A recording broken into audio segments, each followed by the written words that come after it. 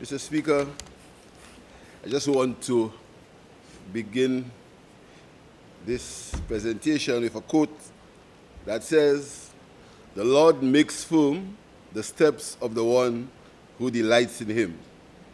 Though he may stumble, he will not fall, for the Lord upholds him with his hand." Mr. Speaker, we are meeting today, April 22nd, 2 days after the glorious resurrection of our Lord.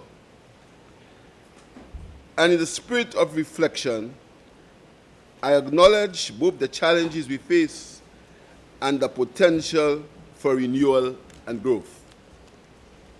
Nobody knows tomorrow's challenges. No one in this honorable house, no citizen of this country, but I can stand here today with confidence and say that St. Lucia is ready for whatever may come its way. What I know with absolute certainty is that we have been able to pay our bills. We have been able to pay public servant salaries, given civil servants salary increases, back pay and bonuses, improve the life of our pensioners, and given our young people confidence through the youth economy, while creating for the MSME program an environment for small entrepreneurs to grow their business. We are at a critical time in world history. Never before has the world been in such discord and with so much uncertainty. What our country needs now is sound leadership, perseverance, and a love for its people. Mr. Speaker, this is the leadership we have provided while putting people first. Mr. Speaker, we have planned and adapted to the challenges as they arise. This, Mr. Speaker, is the underlying secret of how we have managed our country over the past 4 years. There are those who, on the other side, speak only of harebrained schemes and illusions of grandeur for our country, with nothing to show when they were given the opportunity, except for St. Lucia left in mountain debt, economic ruin, and despair. Mr. Speaker, our country has done well over the last 4 years. We have met the prescribed economic ratios while enhancing the human development of our people. We are a country, a collective of individuals with hopes, dreams, and yes, with vulnerabilities, not a balance sheet or corporation driven by profits. It is our deep belief that the people of St. Lucia are able to manage their own destiny, creating opportunities and bringing hope to everyone, so they can rise from the margins of poverty to generate wealth for themselves and their families. Mr. Speaker, the journey from July 26, 2021 to now has required patience, dedication, hard work, and a tolerance of persistent lies and misinformation from the opposition. Mr. Speaker, my government's first order of business was to arrest the level of waste, recklessness, and corruption that had characterized the United Workers' Party's management of public financing, followed by the stabilization of the economy while rebuilding the country's neglected infrastructure. In addition to achieving these feats, we experienced 3 consecutive years of economic growth and recorded the lowest level of unemployment on record.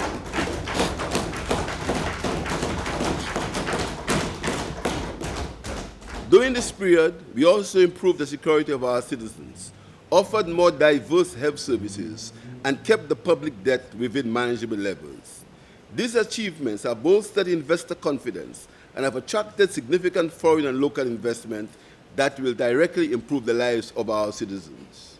Mr. Speaker, it's with a deep sense of honor and gratitude to the people of St. Lucia, both here and abroad, that I stand to deliver this budget.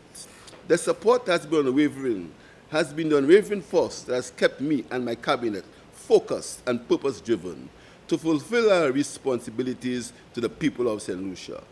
With our guiding principles rooted in the bosom of the founding father of our party, Sir George F.L. Charles, we remain steadfast in accountability, transparency, truth, and integrity. What matters to St. Lucians, Mr. Speaker, is not how many countries a prime minister has traveled to or how many speeches he has delivered at balls and paid PR events. What really matters to them are the tangible improvements in their daily lives, the progress in the communities, their children having access to expanded education opportunities, that they have a decent quality of life, and the most vulnerable are cared for. Mr. Speaker, let me make it abundantly clear. There will be no new taxes in this budget.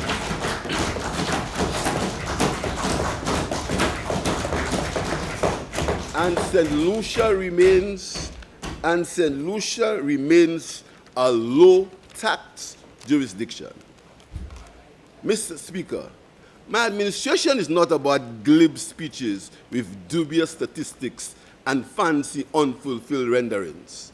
Ours is an administration that delivers, and yes, we have delivered to the people, from the unborn child to the senior citizen.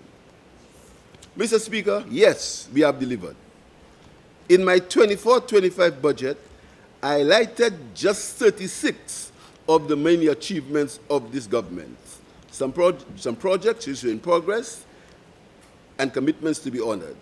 I am pleased to report that the following have been completed. One, we have opened the 4 technical vocational education training TVET schools. 2, we have expanded the universal healthcare program from the offering of free diabetes and hypertension medication to the offering of maternal and child health services, cervical cancer screening, prostate cancer screening, snake bite management. 3, we have established the 10 million MSME loan grant facility with plans to increase it. 4, we have honored the 11.5 million back pay that was not settled by the last administration. 5, we have paid an additional 44.5 million in back pay. 6, an unprecedented one-time bonus of $500 to all public servants. This year, we distributed over 1,000 grants to young people and started the loan component of the Youth Economy Agency. We increased the government's minimum pension to $725 per month. NIC's minimum pension was increased to $500 per month. We supplied 4 ambulances to the St. Lucia Fire Service to support their work. We started construction of the West Coast Fire Service substation and renovated other similar facilities. We broke ground on the Global Ports Holding GPH Castries project. We completed the construction of the custody suites, which will be opened on May 23, 2025. The Northern Divisional Headquarters in Grosile is now under construction and will be opened this year. The Southern Divisional Headquarters has been operationalized following a period of extensive renovations. The relocation of the ancillary police station has been completed. The government has supplied new equipment and 64 vehicles to the police. An additional 131 new police officers were hired. The police's K-9 unit has been augmented. The tax amnesty program was extended to May 1st, 2025. LPG remained at a subsidized product with the total subsidies amounting in total to $42 million. Rice, flour, and sugar remained as subsidized products. Work on the Choiseul fishing port has been completed. A new Miku jetty and fish dining facilities have been constructed and the fishermen's quarters renovated.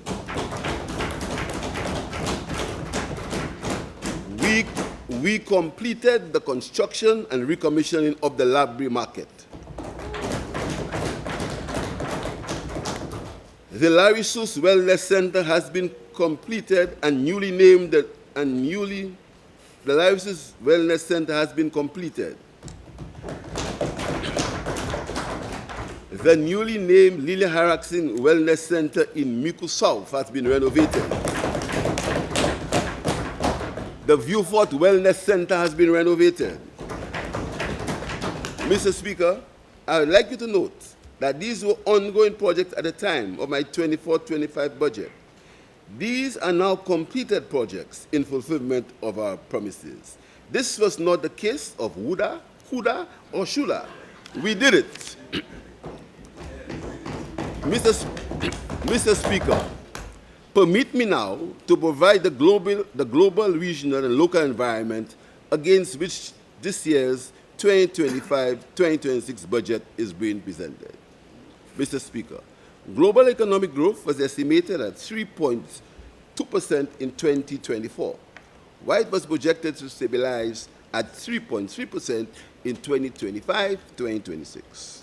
The figures for 2024-2025 were influenced by economic growth improvements in advanced economies, up from 1.7 in 2024 to 1.9 in 2025.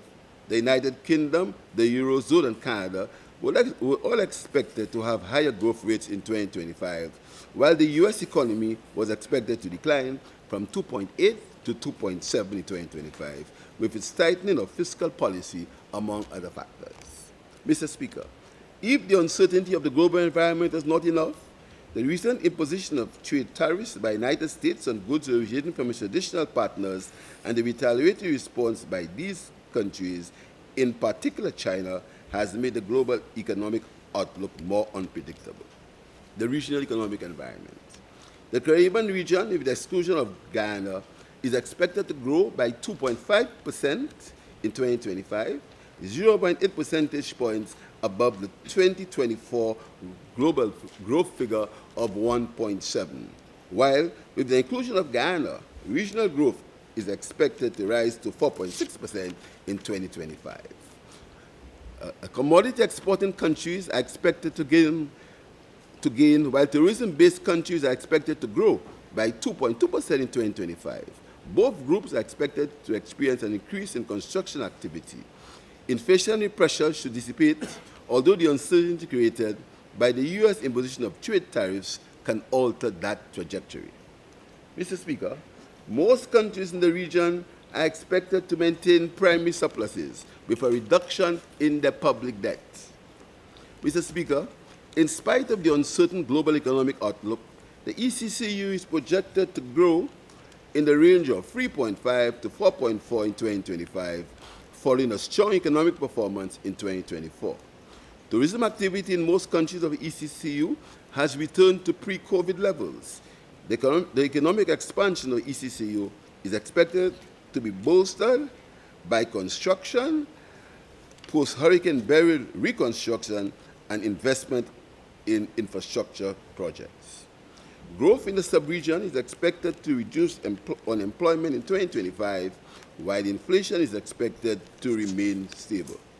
Mr. Speaker, the ECCU remains exposed to some downside risks, which include adverse weather conditions, capacity constraints in tourism and construction sectors, U.S. policy shifts on trade and immigration, and in some cases, a very high reliance on revenue flows from the CIP program.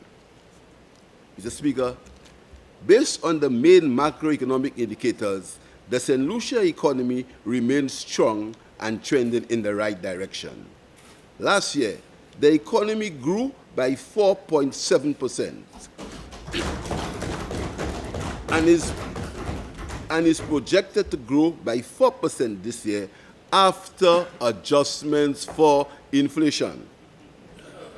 Last year, the economy grew by 4.7% and is projected to grow by 4% this year after adjustments for inflation. This is now the fourth year of sustained economic growth.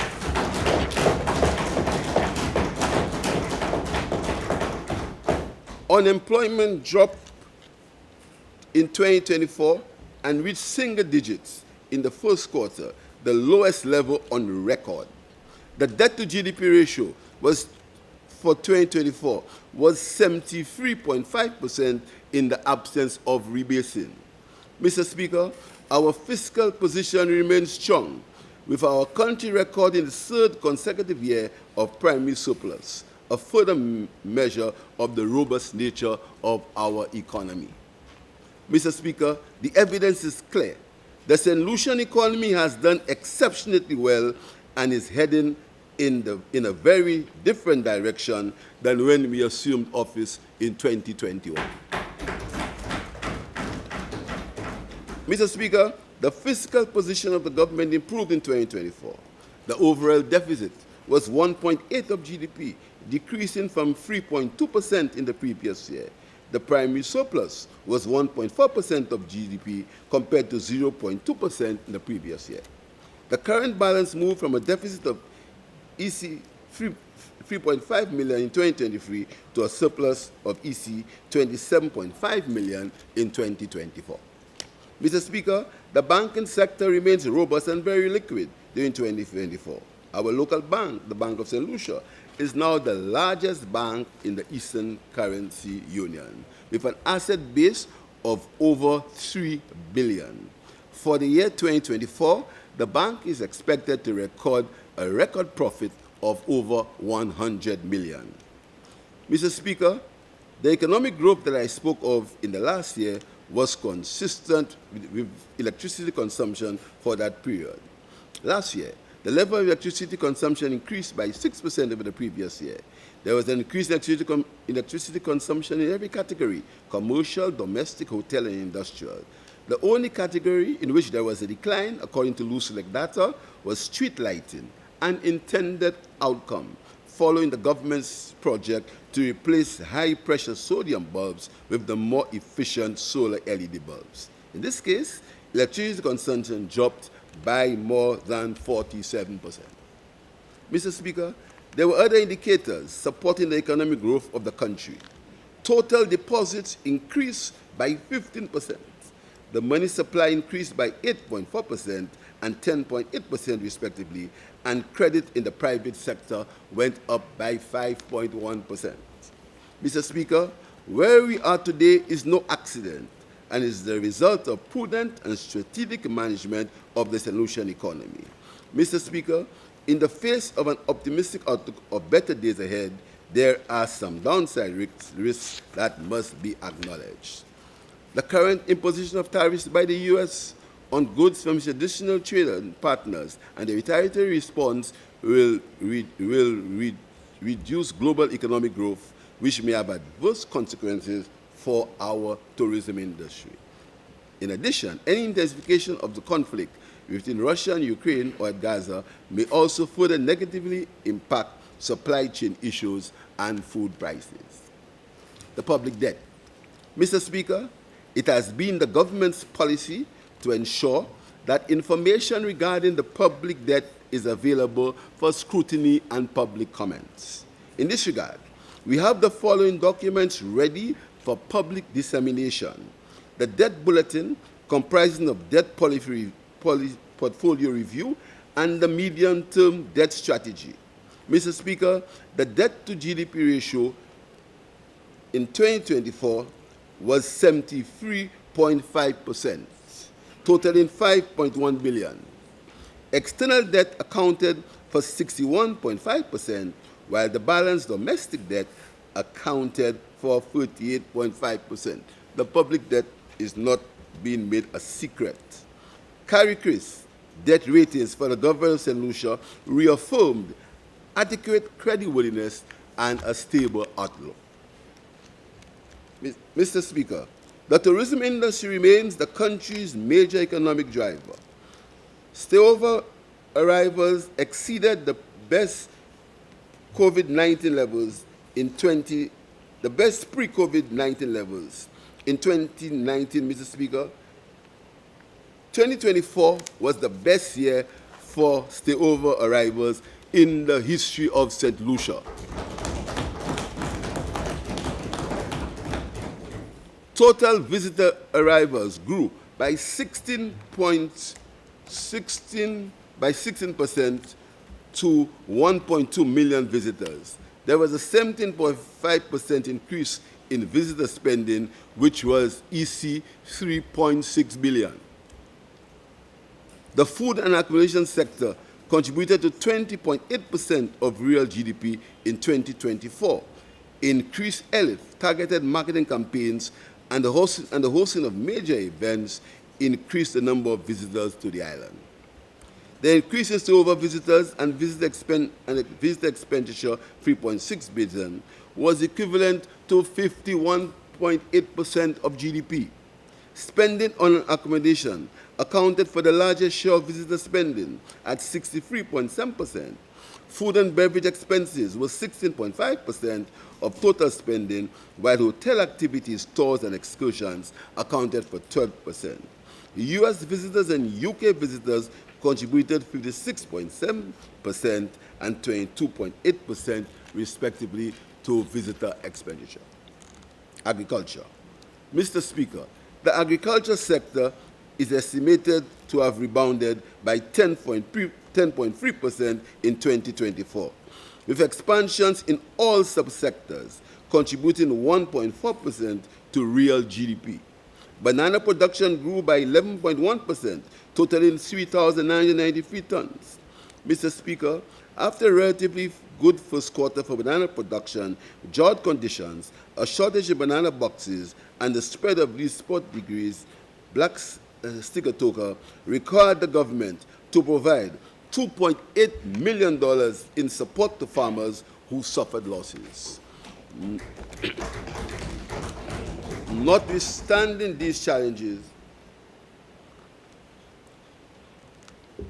total banana exports rose by 10.1% relative to 2023 to 2,518 tons, with regional sales accounting for 98.7% of exports. Domestic purchases from supermarkets increased by 15.9%, while hotel sales declined by 4% due to the closure of some hotels in the latter part of 2024. Non-banana crop production grew by 9.4% in 2024. The growth was due to better weather conditions, farmer resilience, and government support throughout 2024. Government support included the distribution of water tanks, fertilizers, pesticides, seedlings, protective equipment, and other inputs under the Unleashing the Blue Economy project. Revenue from non-banana crops increased by 18.3% to $19.7 million in 2024. The livestock subsector expanded by 18.2% in 2024. Production increased in all industries within the livestock subsector. Chicken and pork production increased by 29.5% in 2024 due to increased consumer demand for local chicken. Egg production increased by 5.5% to 1.8 million dozen eggs in 2024. It is worthy to note, Mr. Speaker, that large-scale operators demonstrated greater resilience and improved operational efficiencies, resulting in the increase in that subsector. Mr. Speaker, there was an overall decline in fishing due to environmental factors, less favorable ocean conditions, sargassum seaweed, and the effects of climate change. Mr. Speaker, the performance of the manufacturing sector was mixed. There was an increase in the domestic market, supported by increased tourism activity. Some subsectors experienced an overall improvement. The largest subsector, alcohol beverages, recorded a contraction owing to weaker exports. As a result, real output in the manufacturing sector declined by 9.2% in 2024. Manufacturing overall contribution to real GDP was 2.9% in 2024. The value of food output continues to grow, rising by 21.6% to $252 million, accounting for 41.4% of total manufacturing sales. The value of fabricated metal products grew by 12.2% to EC 50.1 million due to increase in construction activity. Mr. Speaker, I'd like to compliment the domestic manufacturers for their exceptional resilience and hard work. Mr. Speaker, we announced the Year of Infrastructure last year, which was supported by government's removal of VAT on key construction inputs, including steel, cement, wood, and galvanized. Preliminary data suggests that the construction sector expanded by 22.4% in 2024, in line with the rise in construction imports. Consistent with this, credit for construction renovations increased by 15.6%. The construction sector's contribution to real GDP was 5.4%. Mr. Speaker, permit me to outline some of the achievements in the year of infrastructure. Building infrastructure. Credit to non-residential constructions rose from EC 85.2 million in 2023 to EC 168.7 million in 2024. Mr. Speaker, our citizens have begun accessing 100% financing mortgage loans from the EC $20 million facility made available to the St. Lucia Development Bank by the National Insurance Corporation. Health infrastructure. St. Jude Hospital reconstruction continues. The buildings of the former Victoria Hospital have been renovated and renamed the Sir Winston C. Paris Medical Complex. Retrofitting of the former emergency care ward is underway and will house a new emergency care building. Expansion work at the Grosley Polyclinic has begun and is expected to be completed this year, with services of the clinic to be extended to 24 hours. Services have resumed at the renovated Cuban Eye Clinic, and the newly named Lily Harrison Wellness Center has been renovated to serve the people of Mico South. Mr. Speaker, industrial kitchens have been built at the Bishop Charles Gashi and the RC Cicero Primary Schools, with ongoing work at the Dennery Primary School, in an effort to continue strengthening our school feeding programs. 4 schools will undergo expansion in the upcoming year. The Enchibo Secondary School, a 3-story new block. At the Grand Riviere School, a 2-story block. And at the Pero and Plainview School, each will receive a new 2-story block. A $1 million grant was made available to rehabilitate the science block of the Sir Arthur Lewis Community College. There is ongoing rehabilitation work at the Southern Division of the Sir Arthur Lewis Community College. Renovation of the Patience Early Childhood Development Center is complete, while 142 school plants have been rehabilitated island-wide.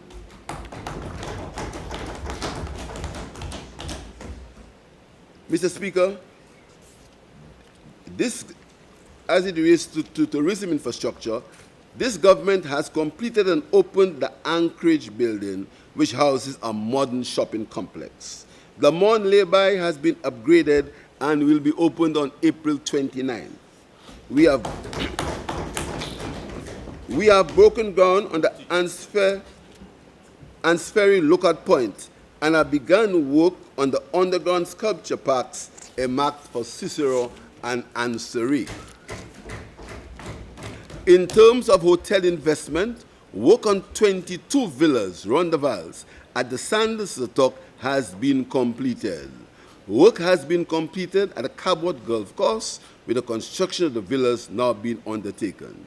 The Seacrest Resort and Spa, formerly St. James Club, will be opened this coming June, with the Casaba Beach Resort opening this year.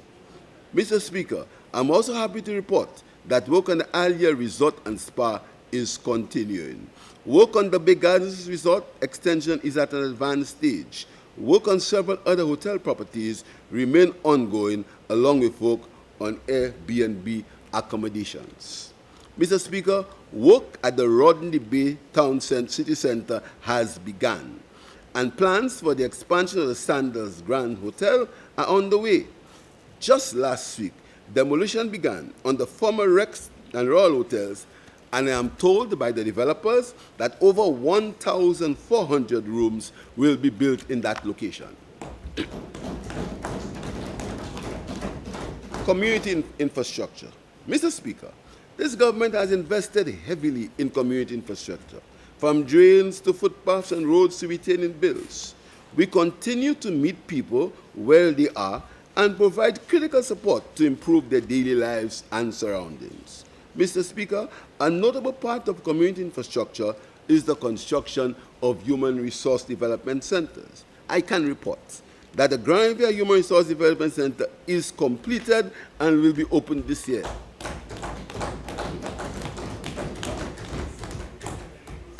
The Bar Saint Joseph HRDC has been completed and will open this year.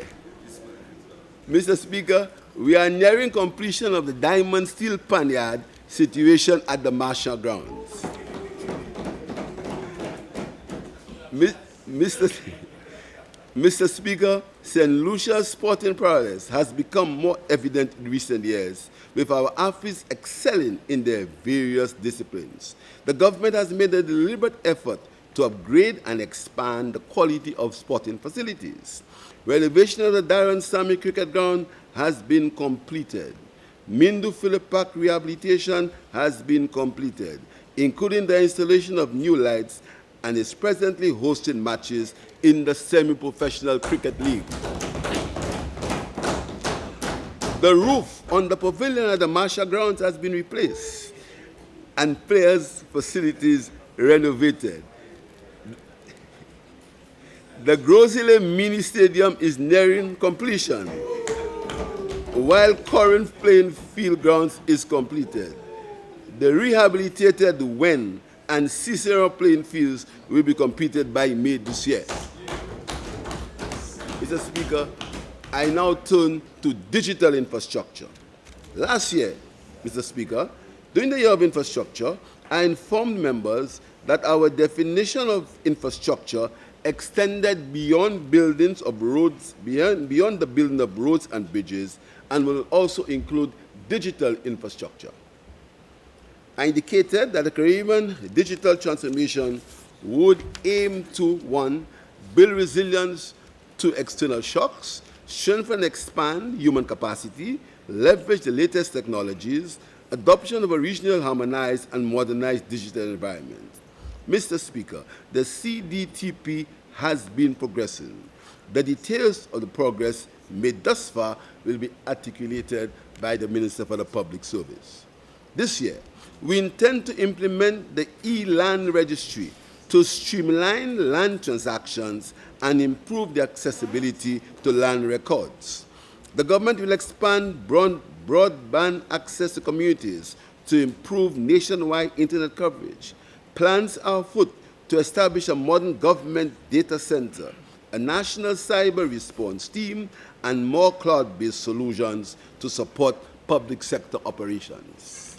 Mr. Speaker, this year, government intends to boost the skills through training and workforce development for the Technology Innovation and Digital Innovation Program. We will strengthen the business and innovation ecosystem by giving support to small and medium-sized enterprises to adopt digital technologies to improve their business operations. We will strengthen the national cyber security policies to protect government and private sector assets, enhance the legislative and regulatory framework to ensure that digital transformation is secure, transparent, and inclusive. Mr. Speaker, the objective is to increase job creation through the adoption of innovative job opportunities, including software development, cybersecurity, data analytics, and IT services. The enhancement of digital skills is expected to attract foreign investment and position St. Lucia as a hub for digital innovation in the Caribbean. Digital. Mr. Speaker, last year I informed honorary members that we had been seeking to provide government services through a web-based one-stop government shop. I'm pleased to report that the system is in place with 26,000 registered users and 45 government services are available. The services are expected to expand. Government Integrated Network. The GINet program has been successfully implemented and is providing Wi-Fi services at 47 locations. As a result, the number of sites on GINet has been increased to 97. Mr. Speaker, under this program, a digitization center will be created to digitize government documents which will be placed online to assist with the retrieval and storage of government documents. The goal of this program is to improve the quality and operational efficiency of government services. Mr. Speaker, to achieve this goal, a contract has been signed for the use of Google Document AI software to be used at the digital center. Last year, Mr. Speaker, we indicated that the government would introduce a new financial management system, Cloud Suite, to replace SmartStream. I can report that Cloud Suite has been implemented and is meeting its objectives. Mr. Speaker, funding for the upgrade of the tax system has been secured, and implementation is expected to be over a 3-year period. We are fully aware of the complexities associated with such a transformative project and are putting strategies in place to ensure successful and timely delivery. The system upgrade is expected to enhance taxpayers' confidence. It will ensure that our tax administration keeps pace with the demands of a modern economy while remaining resilient, efficient, and effective.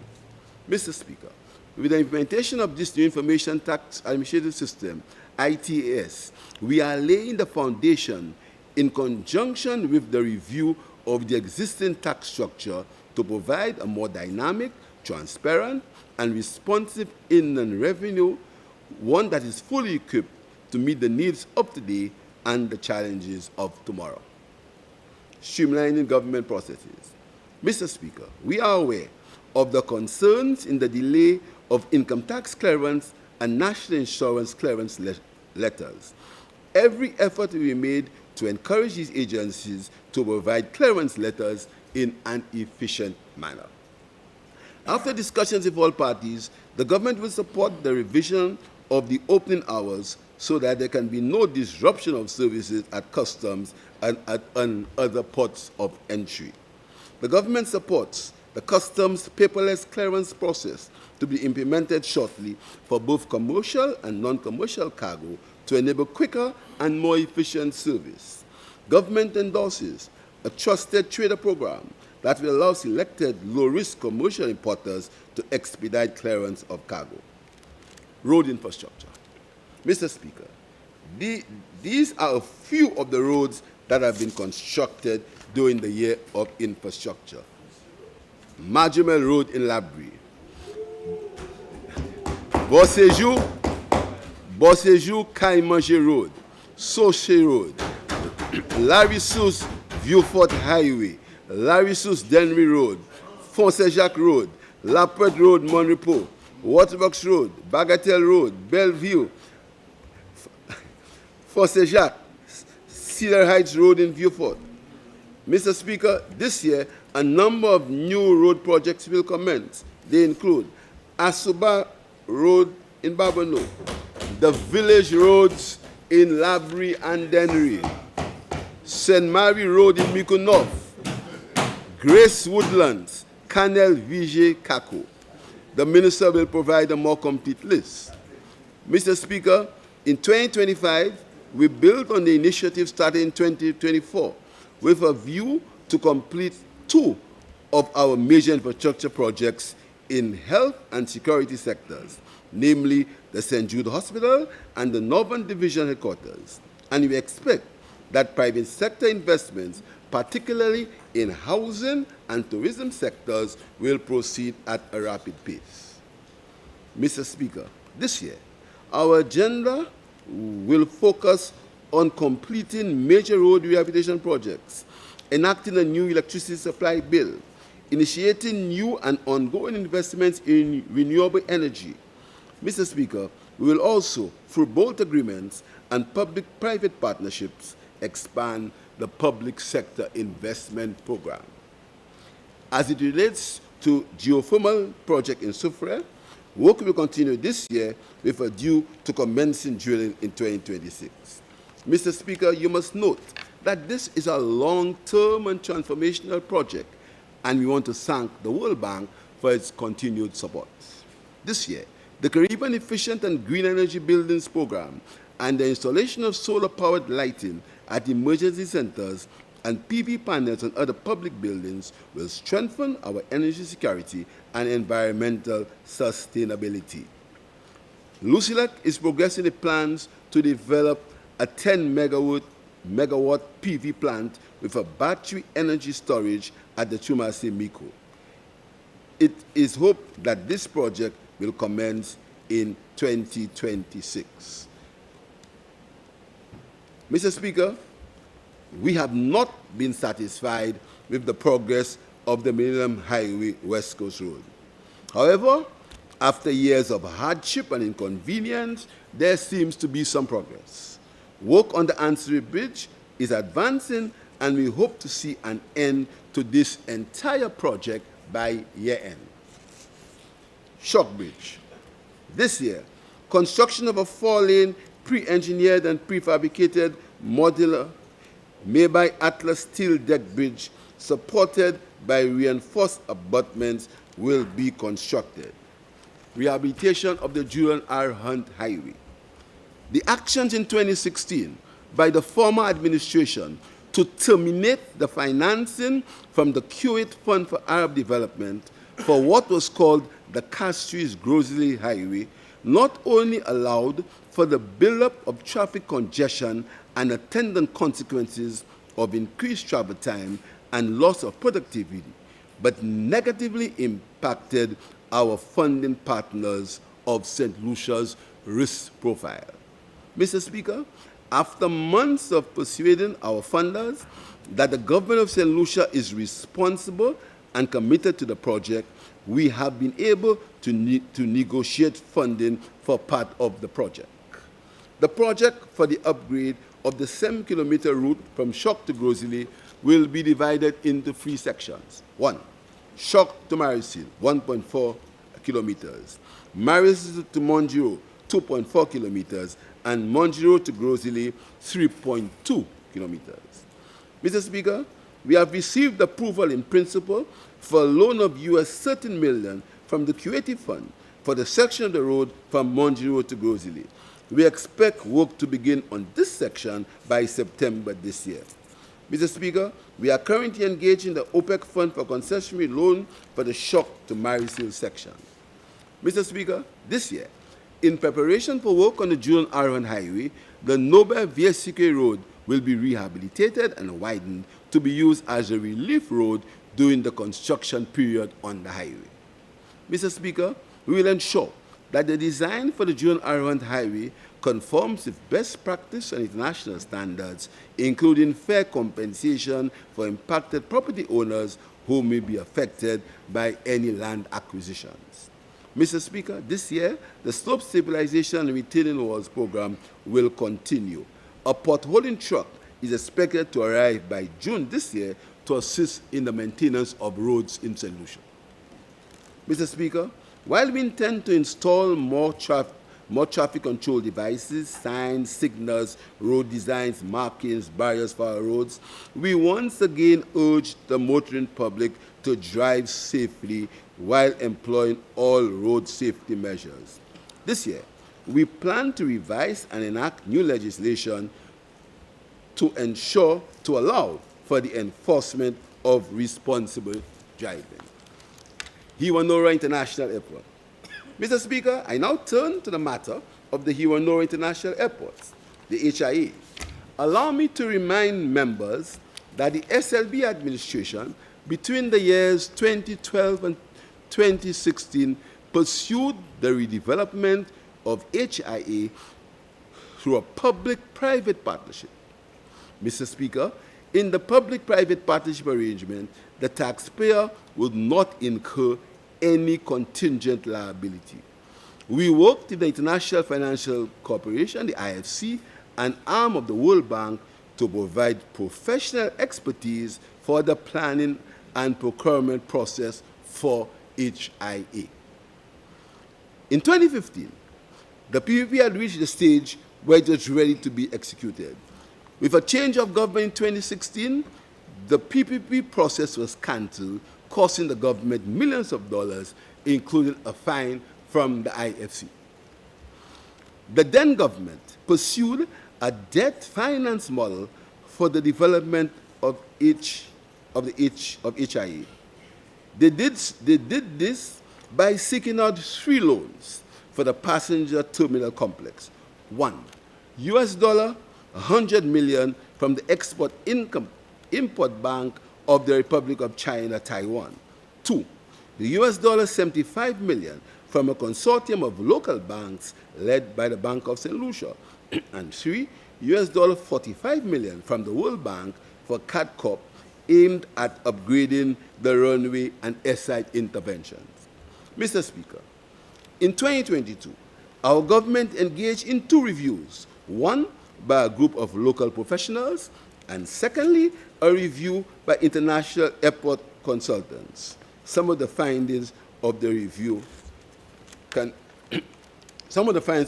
are: 1, the contractor, Overseas Engineering Construction Company, OECC, was chosen by one man, the former Prime Minister.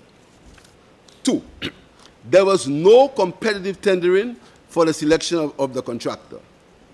3, the terms of the loan dictated that a specific contractor be engaged.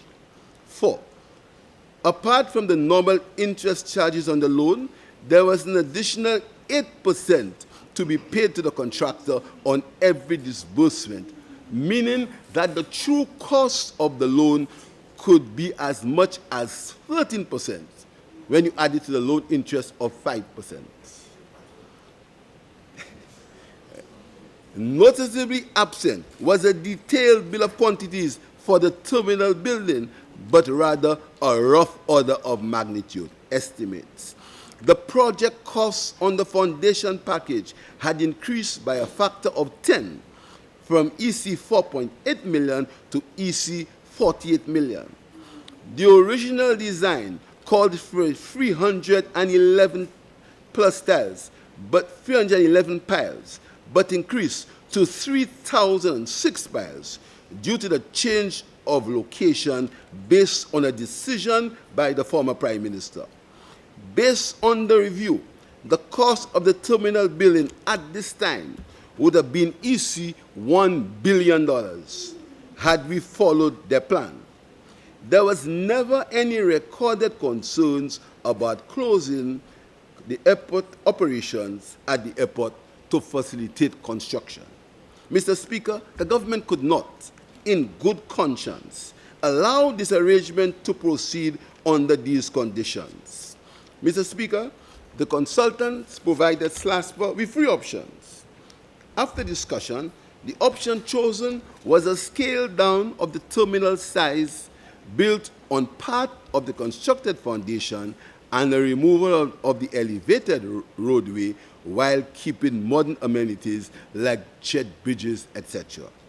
After a competitive bidding process, Mr. Speaker, a quantity surveying firm was chosen to prepare the bill of quantities. The certified bill of quantities was received on 17 December 2024 and reviewed by SLASPA on 30th January 2025. Requests for proposals through an open tender process will be advertised in the coming weeks. Mr. Speaker, it is regrettable that the process has taken some time. However, as a responsible government, we could not pursue what would arguably have been the largest infrastructure project ever undertaken in this country under these conditions. We are currently exploring all financial options, including a renegotiation of the present debt financing as well as a PPP model. Mr. Speaker, let me assure the public of St. Lucia that the Iwanoa Airport Terminal building will be constructed with full transparency, accountability, and in tune with the needs of the country. Meanwhile, Mr.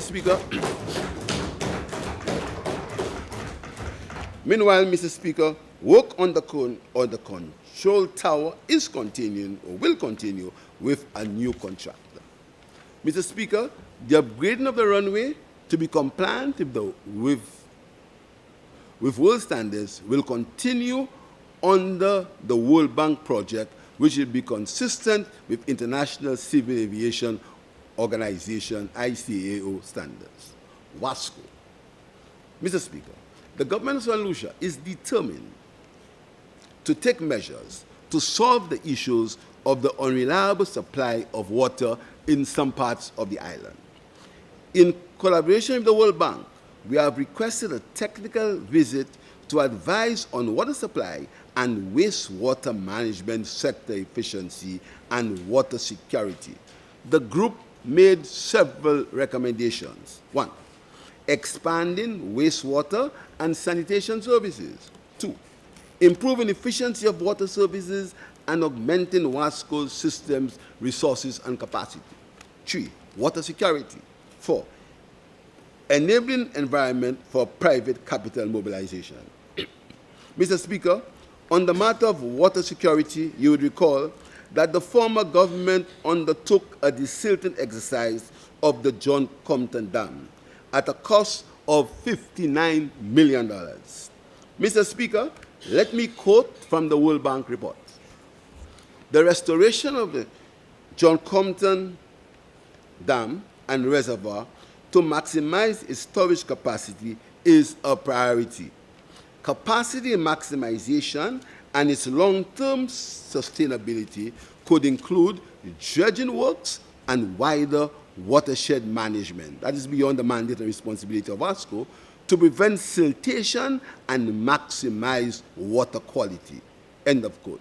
Mr. Speaker, the World Bank's assessment clearly indicates that the $59 million desilting exercise by the former administration did not serve the intended purpose. Mr. Speaker, we have sought immediate support from the World Bank. The bank has already initiated technical assistance. Its dam specialists recently held a mission to St. Lucia to conduct an initial assessment of the dam and has requested a survey to further inform the bank's proposal for the dam's reservoir rehabilitation. These studies are currently underway and expected to be ready next month. Mr. Speaker, WASCO's challenges in the north are as follows. 1, John Compton Dam. 2, raw water line. 3, Tibbs treatment plant. And 4, the northern water line. Mr. Speaker, despite the spending of $59 million on desilting by the former administration, only 8% of the material was removed. Mr. Speaker, the raw water line that transmits water from the John Compton Dam to the Tibbs treatment plant at Cicero is over 40 years and heavily degraded. The Tibbs treatment plant needs significant rehabilitation and expansion. Mr. Speaker, the pipeline that takes water to the north of the island needs to be replaced. Mr. Speaker, we are determined to improve this situation to meet the existing and future demand for water for the people of St. Lucia. In the interim, the following actions have been taken. 1, we have secured a concessionary loan from the CDB for $61 million to replace the raw water line from John Compton Dam to the Tibbs treatment plant. 2, as stated earlier, Mr. Speaker, the World Bank will provide advice to the government on the way forward for the desilting of the John Compton Dam again. 3, the government is seeking resources for the replacement of the other parts of the northern pipeline.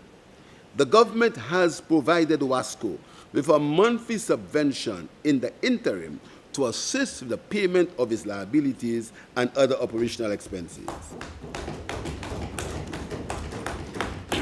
We will ask WASCO to work closely with the private sector companies to explore the possibilities of underground water opportunities in the north of the island. Mr. Speaker, as it relates to the south, the government is exploring a longer-term solution of expansion of the existing facilities. Mr. Speaker, to the citizens, hoteliers, and the business community, we understand the challenges of the inconsistent water supply. As a short to medium-term measure, while plans are afoot to secure a more permanent solution, the government will do all that it can, including incentivizing water harvesting and other forms of assistance to alleviate the problem at the earliest possible time. And we'll be holding discussions on these matters with the interested parties. Agriculture. Mr. Speaker, agriculture continues to be an important source of employment in our rural communities. This year, we will make some strategic interventions in our agricultural sector to reduce our food import bill and strengthen our food security. Our government remains committed to the CARICOM's goal of reducing our food import bill by 25% in the year 2025. Mr. Speaker, I am pleased to inform of a collaboration between Guyana and St. Lucia on an agricultural innovation and entrepreneurship program. Mr. Speaker, the goals of this program are: 1. Introduce cost-effective, climate-smart technology and innovation in agriculture. 2. Build the capacity of the youth in climate-smart technology. And 3. Create a sustainable avenue to engage and incentivize youth participants in agricultural entrepreneurship. Mr. Speaker, the program has commenced, and 3 shade houses have arrived and are being constructed as union. Mr. Speaker, I'm sure the Minister of Agriculture will provide more details on this innovative project and also on the assistance to be given to banana farmers and fisherfolk. Tourism. Mr. Speaker, the St. Lucia Tourism Authority has developed a global strategic marketing plan that has taken into consideration the uncertainty of the global economy. The plan will leverage digital platforms, influencer collaborations, and targeted campaigns to showcase the island's beauty and culture while promoting sustainable tourism practices. Mr. Speaker, given the direct and indirect contribution of the tourism industry to the economy of St. Lucia, one of the goals of this government is to provide assistance to small and medium-sized enterprises to take advantage of the opportunities the industry presents.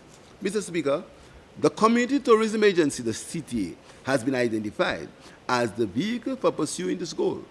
The CTA will continue to invest in local entrepreneurs to become partners in the industry and to support small and medium-sized enterprises offering tours, attractions, and cultural experience. Additionally, the agency will drive community initiatives, collaborating with the Ministry of Tourism and other local organizations to develop signature projects and ensure that these projects provide an authentic and immersive local experience.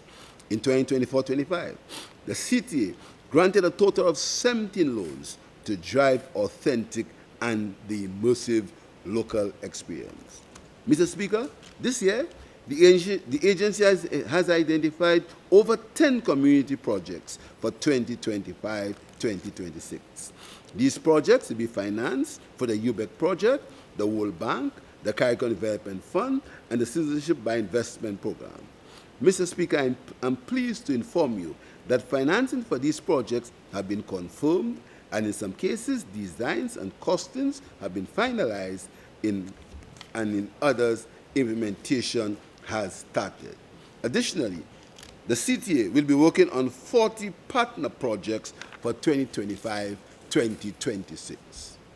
Mr. Speaker, we are conscious of the necessity of developing recreational beaches space to enhance the enjoyment of our beaches for citizens and visitors.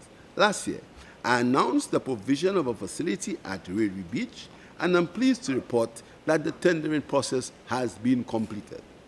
We will soon witness the commencement of work at the Montpellier Beach Park and the upgrade of the Buckeye Sports Recreational Beach Park.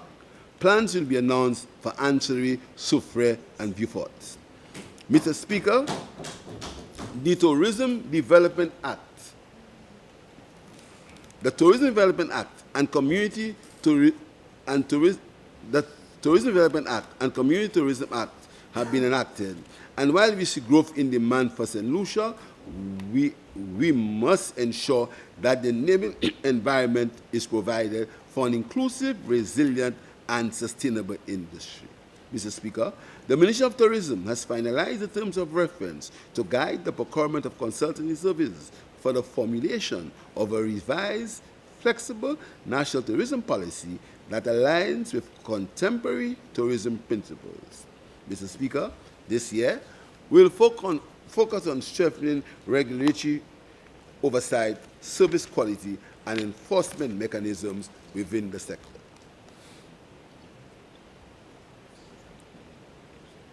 Mr. Speaker, St. Lucia continues to see increased interest in investment opportunities, especially in the hospitality sector. In 2024, the Ministry of Tourism approved 26 projects in various sectors of the industry. Projects in the accommodation sector accounted for 78% of total investment, valued at over $1 billion.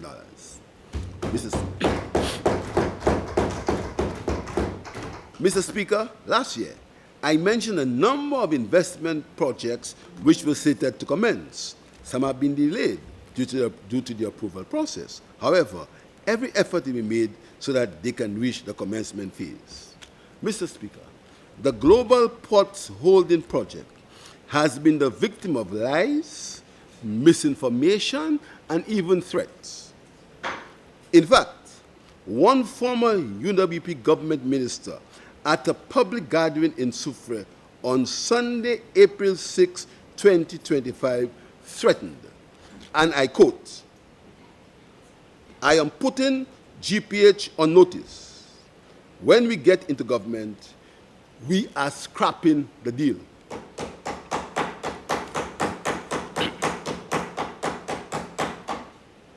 This is the irresponsible message to investors, Mr. Speaker, from the leadership of the opposition. Mr. Speaker, the GPS project has started both in Soufrière and Castries.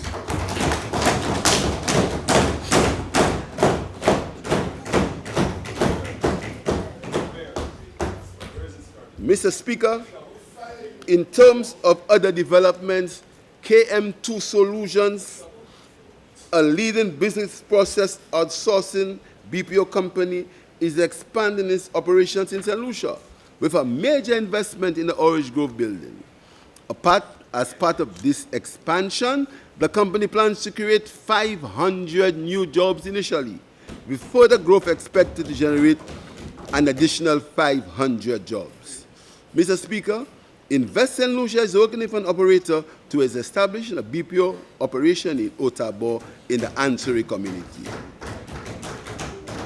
This initiative aims to provide opportunities for residents and contribute to the gradual development of the business ecosystem on the west coast of St. Lucia.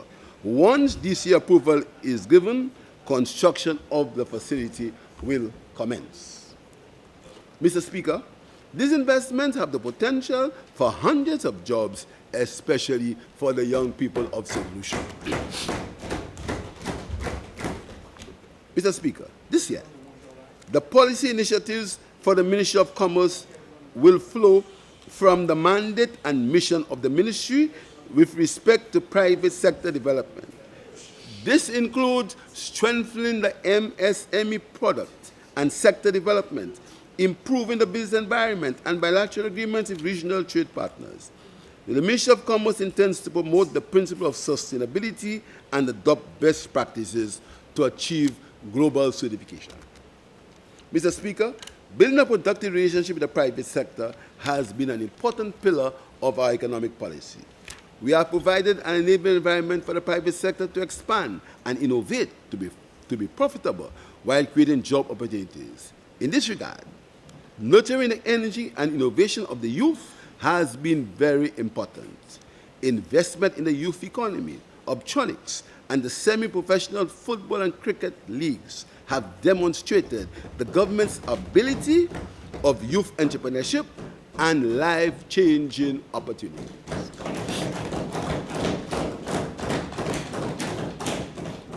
Mr. Speaker, the government's philosophical position is that we must create opportunities for wealth enhancement and the creation of generational wealth so that each generation could be better off than the previous one. The enactment of the Security Interest in Movable Property Act, which allows the use of non-traditional collateral, is another step in revolutionizing the business environment in St. Lucia. The enactment of the Insolvency Act will give opportunities for a second chance, while the Credit Reporting Act should encourage discipline and prudence in financial matters. Mr. Speaker, still on creating the new business environment, we invested $500,000 in the newly launched Optronics Innovation Hub to establish an innovation hub to provide a working place to nurture innovative, technologically driven businesses for young entrepreneurs. It is envisaged that this innovation hub will turn ideas into investment-ready startups and hopefully attract financing to transform startups into thriving business enterprises. Mr. Speaker, the U.S. government announced its intention to impose increased tariffs for all countries worldwide. In response, the Cabinet of Ministers established a task force under the chairmanship of the Minister of Commerce to monitor and evaluate the effects on St. Lucia. Meanwhile, the situation will be monitored and the government will take all possible action to avert any hardship that may affect local businesses. Fulfilling our mandate to create a thriving MSME sector, the government, in collaboration with the Caribbean Development Bank, launched the MSME Loan Grant Facility in 2022 with an initial budget of $10 million EC. As of February 2025, 450 medium-sized MSMEs have been approved, totaling $6.9 million. This funding has been used for essential business improvement, including the procurement of equipment and machinery, upgrading packages, obtaining training and certification, and retrofitting facilities. The aim is to locally produce goods and services that are globally acceptable. Mr. Speaker, in a move to decentralize its services and expand its service delivery, the ministry late last year opened a sovereign office in Beaufort to serve the people in the south of this country. National Competitive Authority. Mr. Speaker, the government will introduce an amendment to the Distribution of Price of Goods Act to strengthen enforcement of regulations and safeguard consumer interests on the domestic market. In addition, a competitive and policy implementation unit will be established as the National Competitive Authority to promote fair market competition in compliance with St. Lucia's trade agreement obligations under the revised Treaty of Chagaramas. The RSA, the Regulatory Substance Authority RSA Act, was enacted in November 2023 to create the RSA as a regulator for the use of substances such as cannabis, alcohol, explosives, pesticides, toxic chemicals, petroleum, and radioactive material. Its core mandate is to ensure the safety of the population and the environment as it relates to the use and trade of regulated substances, while providing certainty and safe access to stakeholders interested in being part of the regulated industries. The Cannabis and Industrial Hemp Bill has been drafted and published for public comment. The Minister will explain. The Ministry continues to import essential goods and sells them at subsidized prices, and will hold discussions in the private sector to take measures to reduce the high cost of imported goods into this country. Mr. Speaker, the Citizens by Investment Program, CIP, is a very important part of St. Lucia's economic landscape.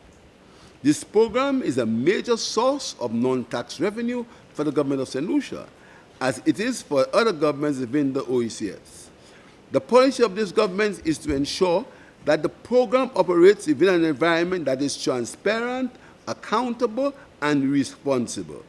Mr. Speaker, this sustainability can only be realized by engaging the highest standards of due diligence during the screening of CIP applicants and collaborating with key, credible stakeholders whose support is critical to the survival of the program. Mr. Speaker, it is important to note that in addition to the CIP unit conducting its own due diligence processes for reputable service providers, including Impacts, the Bank of St. Lucia provides added protection to the program by conducting its own due diligence process to ensure that applicants and the funds sent to the CIP unit are bona fide and clean.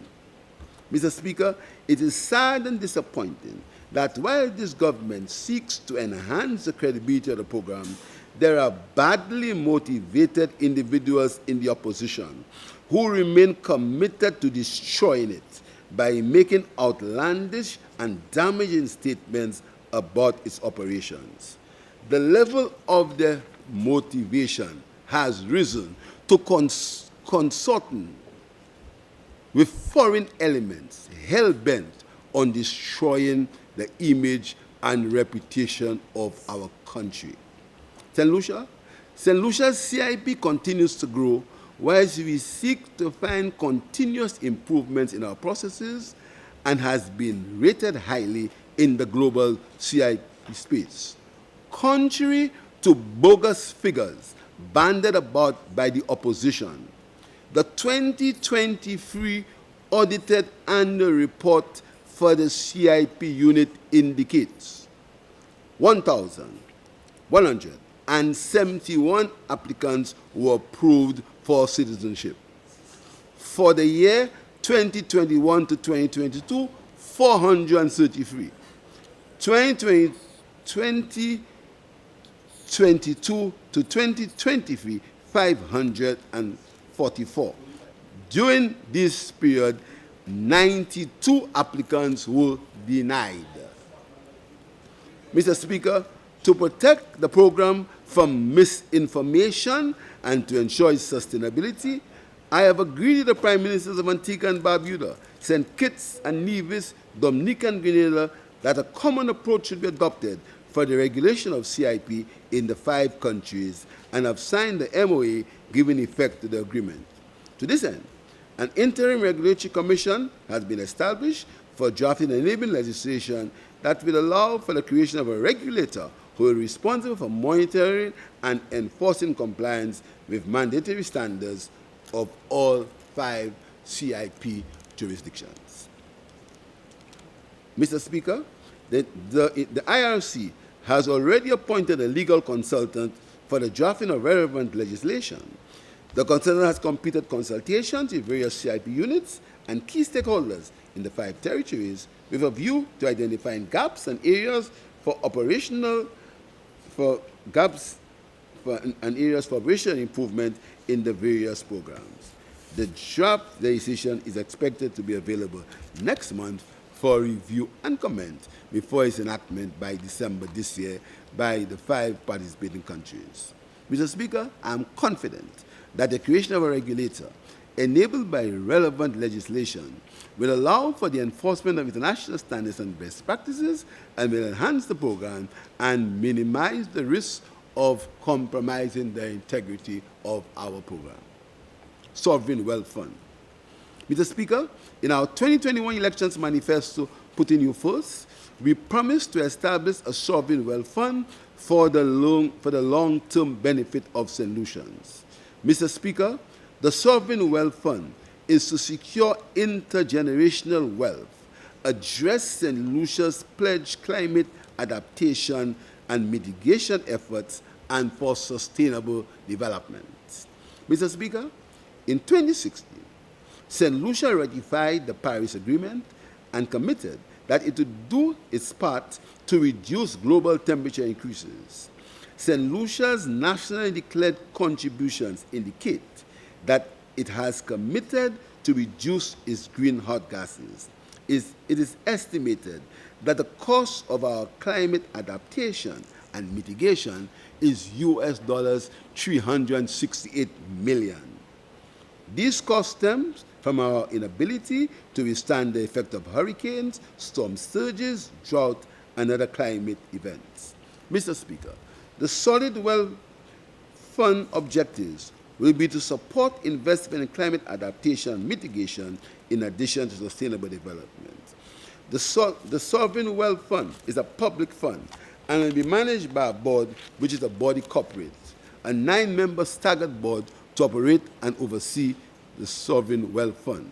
The board is staggered to ensure institutional knowledge is not lost and its management is stable. The members of the board must be persons with demonstrated competencies in accounting, management, law, and economics with a minimum of 10-year experience. Mr. Speaker, the Sovereign Wealth Fund is a demonstration of our country's confidence and its desire to create savings for future use, whether it be for climate mitigation or sustainable development. It's a demonstration of our country's desire to exercise fiscal discipline and reduce dependency on outside sources, even if we are a small state with relatively limited resources. In this regard, Mr. Speaker, this year, we pledged $5 million from the proceeds of the CIP as the first installment into the Sovereign Wealth Fund.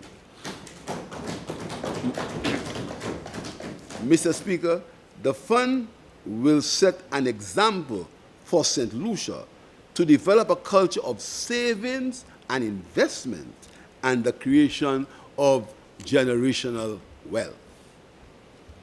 Mr. Speaker, the Cabinet has approved St. Lucia's membership to the Development Bank of Latin America, CAF.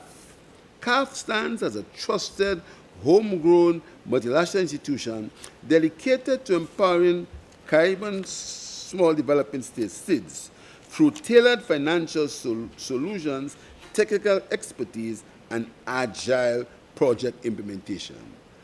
Other institutions, CAF does not impose income-based conditionalities, ensuring St. Lucia, regardless of economic classification, can access funding proportionate to our contributions. Citizen security. Since our assumption into office in 2021, the government has not wavered in its determination to make St. Lucia a safer place for all. St. Lucia, like other Caribbean countries, is combating a surge in violent crimes, particularly gun-related crime, caused by a number of factors: guns, lack of conflict resolution skills, dysfunctional families, and economic circumstances. The solution to the crime problem, particularly gun-related crime, is complex and is illustrated by the increase in murders and homicides, particularly amongst young men with guns as their choice of weapon. We do not manufacture guns in the region. The government will continue to work with international agencies and countries like France and America to help combat the influx of guns into St. Lucia. Collaboration with these countries in gathering intelligence and information is one of our core policies and will be intensified this year. Mr. Speaker, I have insisted that the operational function of crime fighting is that of the Royal St. Lucia Police Force. I repeat, Mr. Speaker, I have insisted that the operational function of crime fighting is that of the St. Lucia Police. This year, A new commissioner of police was appointed with the mandate to do the following. 1. Reduce gang and gun-related murders. 2. Reduce crime against persons. And 3. Promote cohesion amongst the ranks of the Royal St. Lucia Police.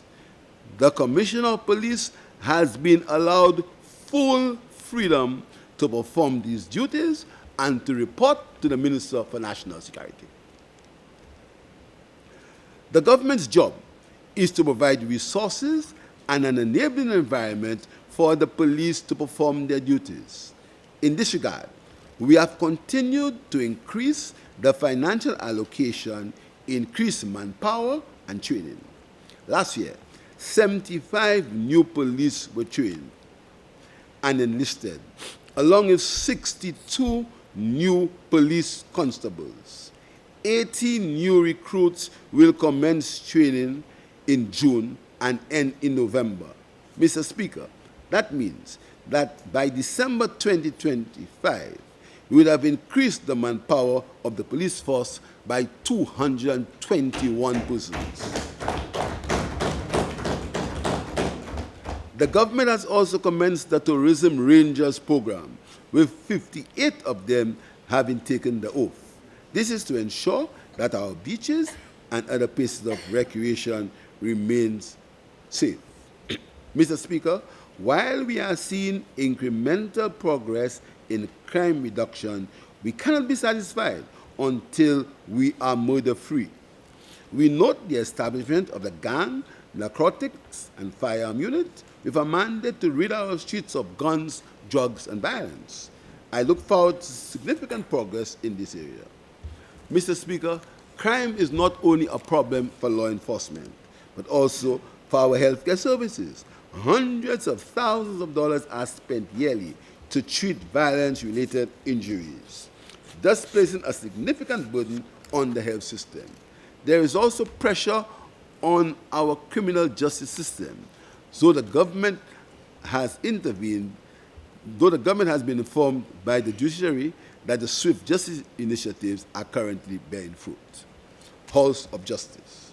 Mr. Speaker, there is an acute shortage of appropriate space to house court hearings. This is why the government is pursuing the House of Justice project. Mr. Speaker, allow me to give you a little history on this project and to clarify the misinformation being propagated by opposition forces.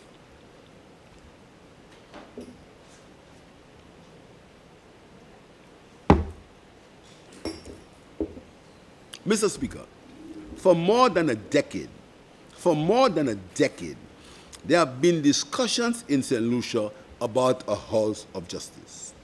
Several locations had been identified, but found to be unsatisfactory, either by the judiciary or for other logistical reasons. The last government, in 2020, decided, despite protestations from the judiciary, that the location that housed the police headquarters, prisons, and immigration would be a site for the House of Justice. However, the judiciary was steadfast in its claim that the site was not suitable due to its proximity to the police apparatus and that the doctrine of separation of powers would have been compromised. The last government insisted on preparing renderings at a cost of over $1 million and proceeded to demolish the prisons without DC approval and honest consultation with the St. Lucia National Trust. In 2022, the clarion call for House of Justice became louder than ever. A planning committee was formed comprising the Department of Planning, the Department of Economic Development, and Judiciary. After deliberations over a few months, it was agreed that the condemned courthouse on Pioneer Street would be demolished and the House of Justice would be constructed using that site as well as the former condemned education building. Demolition took place with planning approval and with consultation from the St. Lucia National Trust. Mr. Speaker, the Catholic Church indicated that there were two grave concerns. One, the size of the building would have dwarfed the iconic cathedral, and two, the structural integrity of the cathedral may be compromised. We were assured by experts that both of these concerns could have been adequately handled. However, for the avoidance of conflict with the Catholic Church, the Cabinet decided to construct the House of Justice on the adjacent lot, which once housed the Gaiety Cinema and the abandoned Ministry of Education building. Again, Mr. Speaker, consultations were held with all parties and approvals were granted. Mr. Speaker, the government has entered into a sale agreement with the owners of the property known as the former Gaiety Cinema site for EC 14.5 million. And as we speak, the area has been cleared, the new design is ready for construction, and planning approval has been granted. The new design will have 15 courtrooms, chambers for 9 judges and 9 magistrates, offices for court masters and the coroner's court. There is a lawyer's lounge, a robing room, and space for the Bar Association Secretariat, along with a law library. Mr. Speaker, the arrangement for the construction is a bold agreement between the government and SEMIS Limited with a maintenance clause for the upkeep of the building. NIPO is expected to provide project construction oversight. In other words, Mr. Speaker, the government will own the building after 12 years and avoid paying rent in perpetuity. When completed, the structure will span the site of the former education building and the Gaiety Cinema site. Both structures will be connected by elevated walkways over Westall Street. Mr. Speaker, we have strengthened the judiciary with the necessary amendments to laws to punish guilty criminals. This year, new laws pertaining to witness testimonies and witness protection will be enacted. The Minister of Equity and Minister of Crime Prevention will outline several interventions and approaches that we have used to combat crime. However, Mr. Speaker, while we as a government will play our role in helping improve the security of citizens, the society as a whole must promote, by example, values of truth, hard work, discipline, love, and community as a basis for safety and security. We cannot ask young people to speak the truth when some leaders deliberately make inflammatory statements and spread disinformation for political mileage. We once more call on the support of the whole of society, churches, private and civil society organizations to work collectively and collaboratively to combat the scourge of crime. Mr. Speaker, Invest St. Lucia will undertake the construction of a 7-story commercial building for many of the agencies on the brand St. Lucia label in Point Seraphim, Castries this year. Cyber training for youth. Mr. Speaker, this government is constantly searching for new avenues of employment and job creation for our youth. The World Bank reported in 2025 that cybersecurity offers an opportunity for investments and economic growth in this digital era, as nations confront a rising wave of cyber threats. With 63% of the population online, cybersecurity incidents have become a rising threat in public administration and finance in the Caribbean. Mr. Speaker, there is a high and growing demand for persons with cybersecurity skills. We intend to provide Cyber Nation cybersecurity analyst training over 6 months to a cohort of 125 young persons in the first instance, and to continue building a cadre of skilled cybersecurity professionals in St. Lucia. This program will offer participants a comprehensive education and practical skills in the cybersecurity field, while recognized certification for successful careers in the high demand industry. Mr. Speaker, the benefits of the training will result in a further reduction in youth unemployment and an improvement in the cyber risk profile of St. Lucia. Further details will be provided when the program is being offered for the Ministry of Education in conjunction with the Youth Economy Agency. Mr. Speaker, the Constituency Development Fund, financed from a grant from the Republic of China, Taiwan, will continue to provide finance for small infrastructural works in communities and in villages throughout the island. The CDB Fund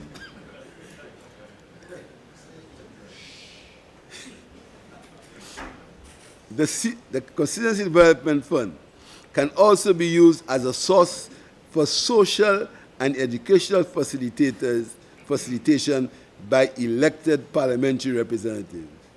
This government has mandated that all parliamentary representatives be provided with resources from this fund to support their constituency. Mr. Speaker, there is one project that has caught the interest of St. Lucians, particularly in the South, is the St. Jude Reconstruction Project. Mr. Speaker, I will now inform honorable members of the misinformation and downright lies of the opposition as far as this project is concerned. The fact is, the box was never near completion as a hospital and could never function as one without the use of existing buildings.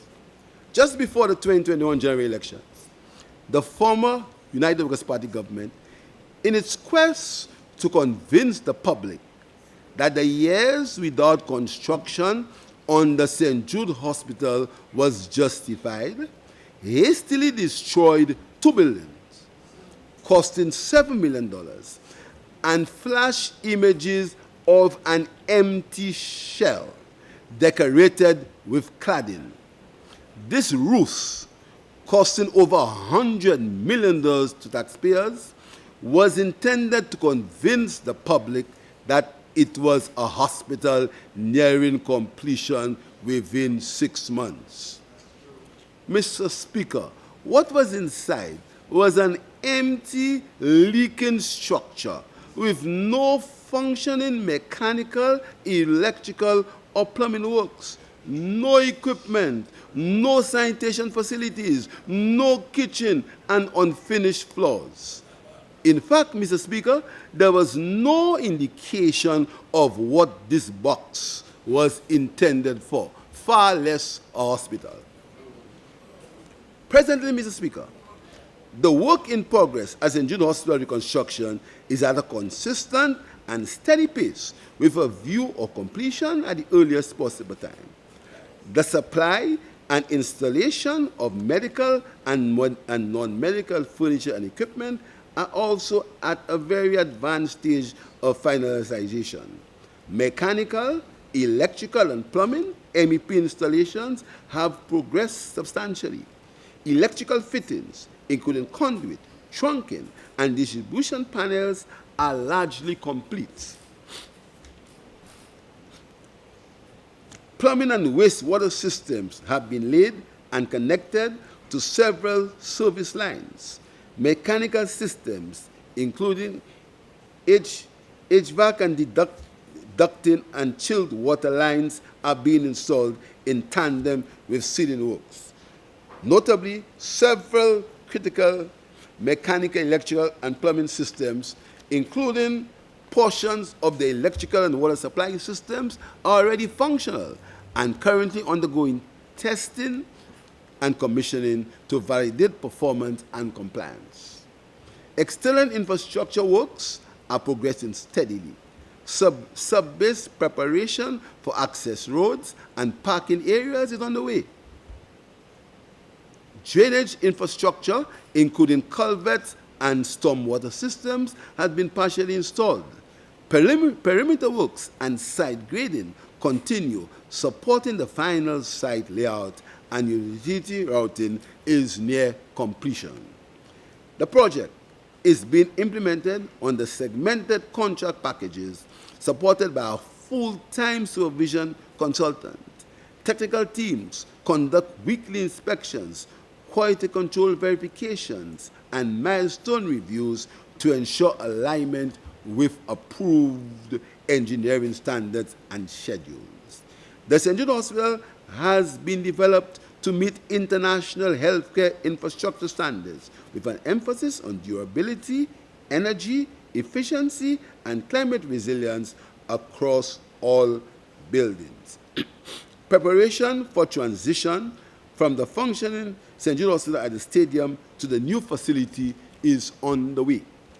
Finance for the transition team has been provided in the estimate, and the commissioning has commenced. This time, Mr. Speaker, there has been consultation with all stakeholders of the facility. To ensure the adoption of global standards for operating the new facility, we have engaged Accreditation Canada. Mr. Speaker, the local contractor has assured me that work at the hospital will be completed this year. The rehabilitation of the George Odlum Stadium is linked to the completion of the St. Jude Hospital Rehabilitation Project for two reasons. Firstly, the stadium has been home of the St. Jude Hospital since the devastating fire in 2009 and must be vacated. Secondly, the funding process can only commence following the construction of the St. Jude Hospital. The aim is to develop a phased rehabilitation plan that ensures alignment with modern sporting infrastructure standards while integrating sustainability features such as renewable energy solutions and improved accessibility. New police headquarters. This year, the government of St. Lucia proposes designing and constructing a new police headquarters complex within the Central Division in Cassues. This initiative will provide a centralized, purpose-built facility to meet current and projected policing needs, improve service delivery, enhance security, and reduce long-term operational costs.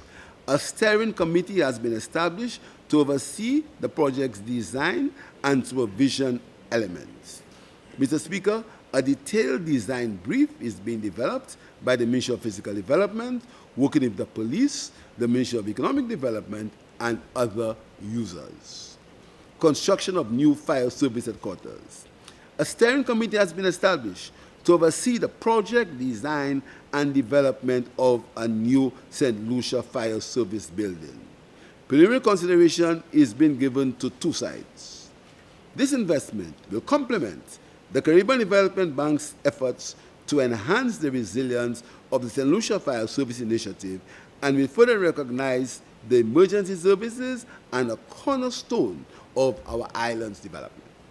Additionally, work is continuing on the West Coast Fire Substation, which will provide emergency services for the people of Ancillary and the environs. The Soufre Administrative Building. The government of St. Lucia is currently involved in discussions with NIPO for the construction of a Soufre Administrative Building to be located on the site of the Soufre Town Hall. An inception report has been completed after extensive consultation with end users. Final architectural, structural, electrical, and mechanical drawings are scheduled for completion early next month, followed by the finalization of bills of quantities and tender documents in June. Approvals for demolition of the existing structure are currently being secured, with works expected to commence shortly.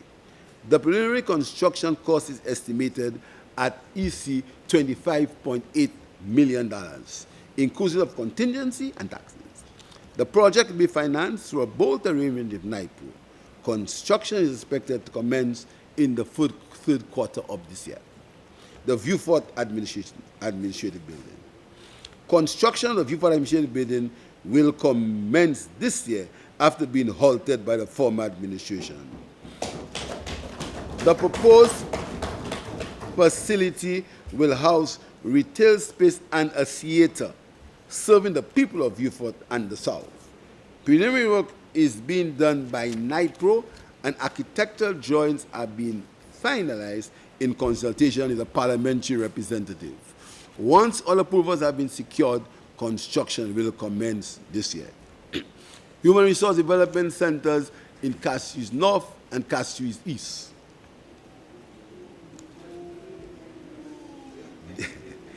The construction of the Cashews North and Cashews East Human Resource Development Centers has been delayed due to difficulties in finding an appropriate site.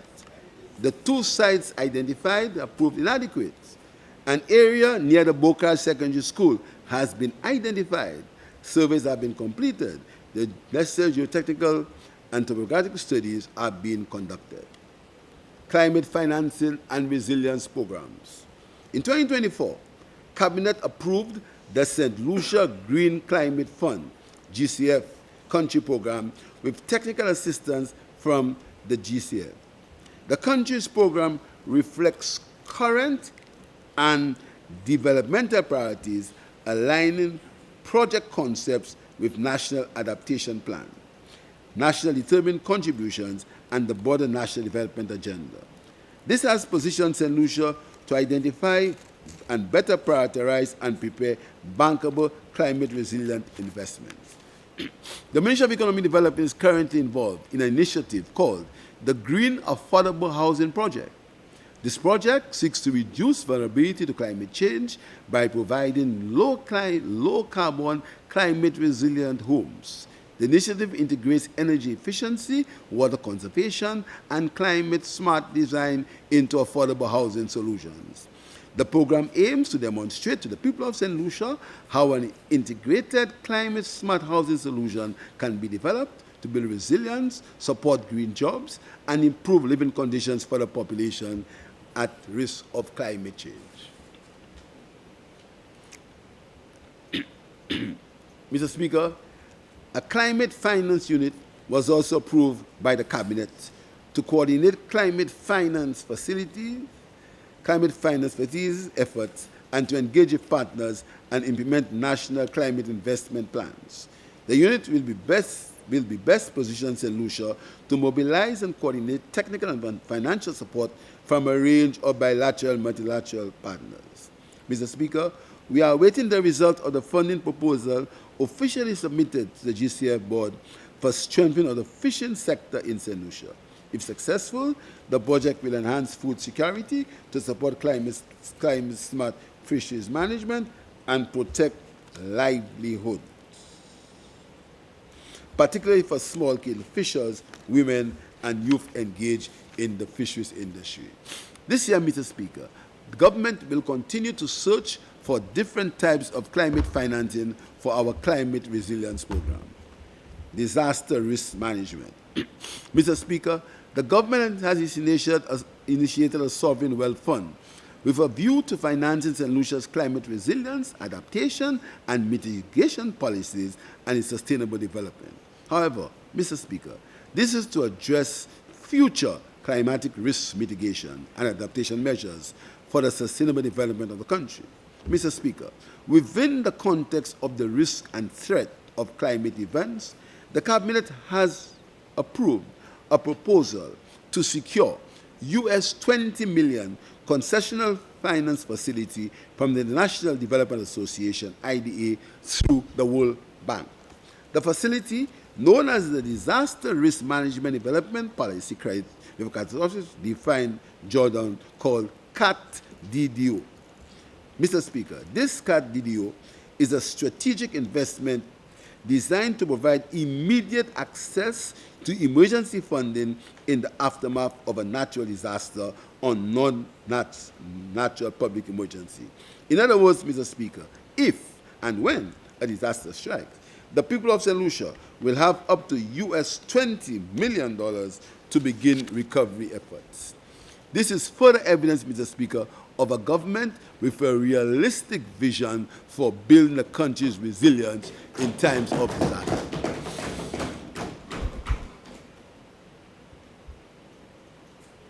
Mr. Speaker, in 2024, the government of St. Lucia focused on expanding education opportunities from early childhood to post-secondary, while undertaking upgrades in school infrastructure. Key achievements in education, Mr. Speaker, was improved access and efficiency at all levels of the school system. We improved the quality of teaching and learning by ensuring that every secondary school child has been furnished with a laptop computer through the One Laptop Per Child program. In addition, the Department of Education over the last 4 years has been developing digital content in 10 subject areas by local curriculum specialist teachers. Mr. Speaker, this year, the government will continue progress as outlined in the educational sector plan to expand access to early childhood education and development. This year, we will increase the subvention to non-government preschools to EC $3,000. We'll also provide a subsidy of $100 a term to assist in the payment of tuition fees for children at early learning centers. Mr. Speaker, we have achieved universal primary and secondary education. Our goal is to provide universal early childhood education as we continue on our path to 1 university graduate per household. Mr. Speaker, government-owned early childhood development centers will continue to be upgraded. We will ensure that all early childhood development centers teachers receive continuous training to assist with the needs of our children. In furtherance of the policy of upgrading school structure, we will complete upgrades at Anchipo, Plainview, and Pierre, and Grand River secondary schools. Mr. Speaker, in keeping with the theme of preparing our students for available employment, the government enhanced and remodeled 4 facilities to TVET institutes. The John Odlum Secondary School now serves as an Institute of Art, Media, and Design to prepare the next generation of artists and designers who can contribute to St. Lucia's culture and creative economy. The Grand River Secondary School is currently an institute for sustainable agriculture, culinary arts, and entrepreneurial services to train students for the agriculture sector with skills that support food security and support St. Lucia's culinary heritage. The Asia Secondary School serves as an institute of engineering and technology to prepare students for careers in the rapidly growing technological industry. The PI Secondary School is an institute of construction heritage to preserve St. Lucia's architectural heritage whilst preparing students with construction skills that are of high demand. In the 2025-26 budget, while we continue the expansion of educational opportunities, greater emphasis will be given to technical and vocational educational training, TVET, the use of information and communication technology in schools, and the 1 university graduate per household program.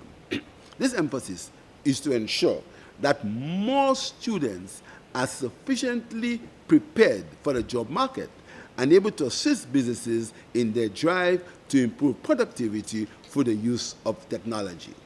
Mr. Speaker, an education sector plan has been discussed and is expected to be endorsed by Cabinet early this year.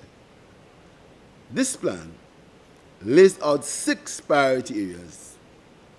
1, expansion of access at all levels: early childhood education and development, special education, post-secondary skills for lifelong learning, and tertiary education programs. 2, democratization of education and training, promoting gender equity and increased accessibility and affordability for our learners. 3, improve student achievement and teacher effectiveness at all levels, effective curriculum delivery, enhancement of STEM, STEAM, and TVET. 4, to build workforce capacity to meet local and global demands, to transform curriculum to support innovation, entrepreneurship, youth economic empowerment, and seamless transition of students into the world of work. 5, to develop leadership, management, and governance, and to create an agile and responsive education system. 6, to foster social development and positive behavior, civic responsibility, citizenship, social skills, social justice, values, and conflict resolution. In this year's budget, $12.6 million has been allocated for further improvement in the physical structure of schools to provide a secure, well-equipped learning environment for our students and teachers. The overarching goal of this government is for our education system to produce a well-rounded, socially responsible citizen ready to make meaningful contributions locally and regionally.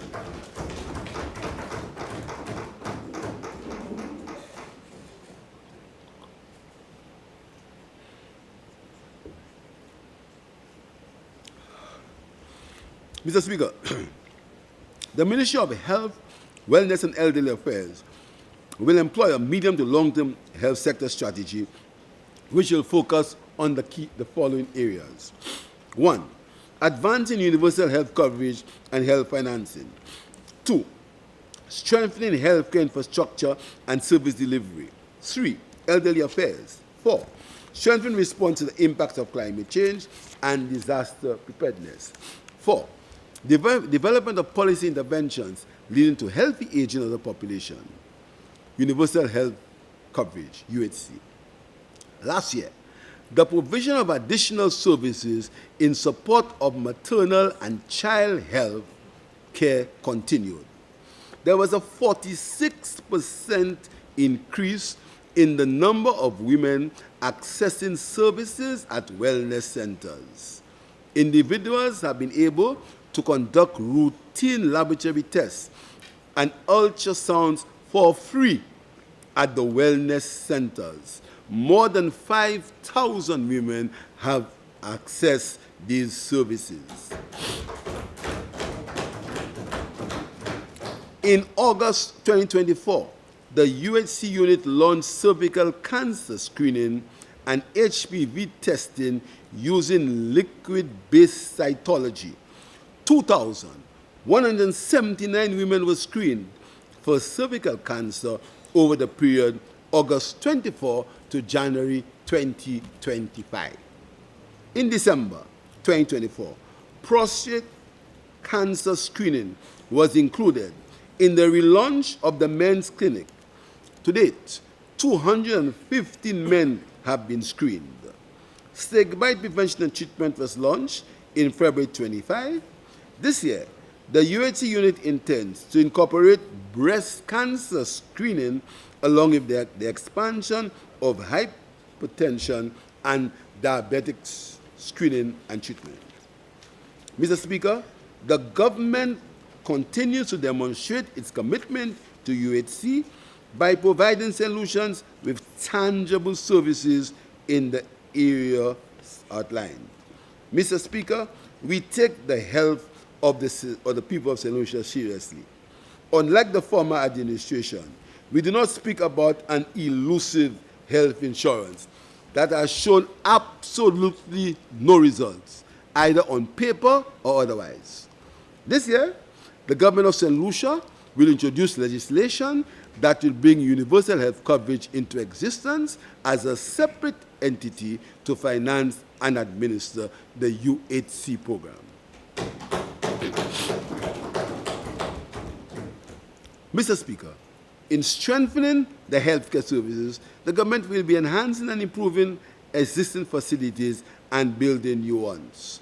Work will continue preparing our wellness centers for advanced climate events. Several wellness centers will be renovated to become climate smart. The former Victoria Hospital, now the Sir Winston C. Paris Medical Complex, houses the Betty Wells Urban Polyclinic, the Cuban Eye Care Clinic, and urgent care services. Expansion of the Dr. Martin Didier Polyclinic at Grosile is ongoing, which will lead to the polyclinic becoming a 24-hour facility.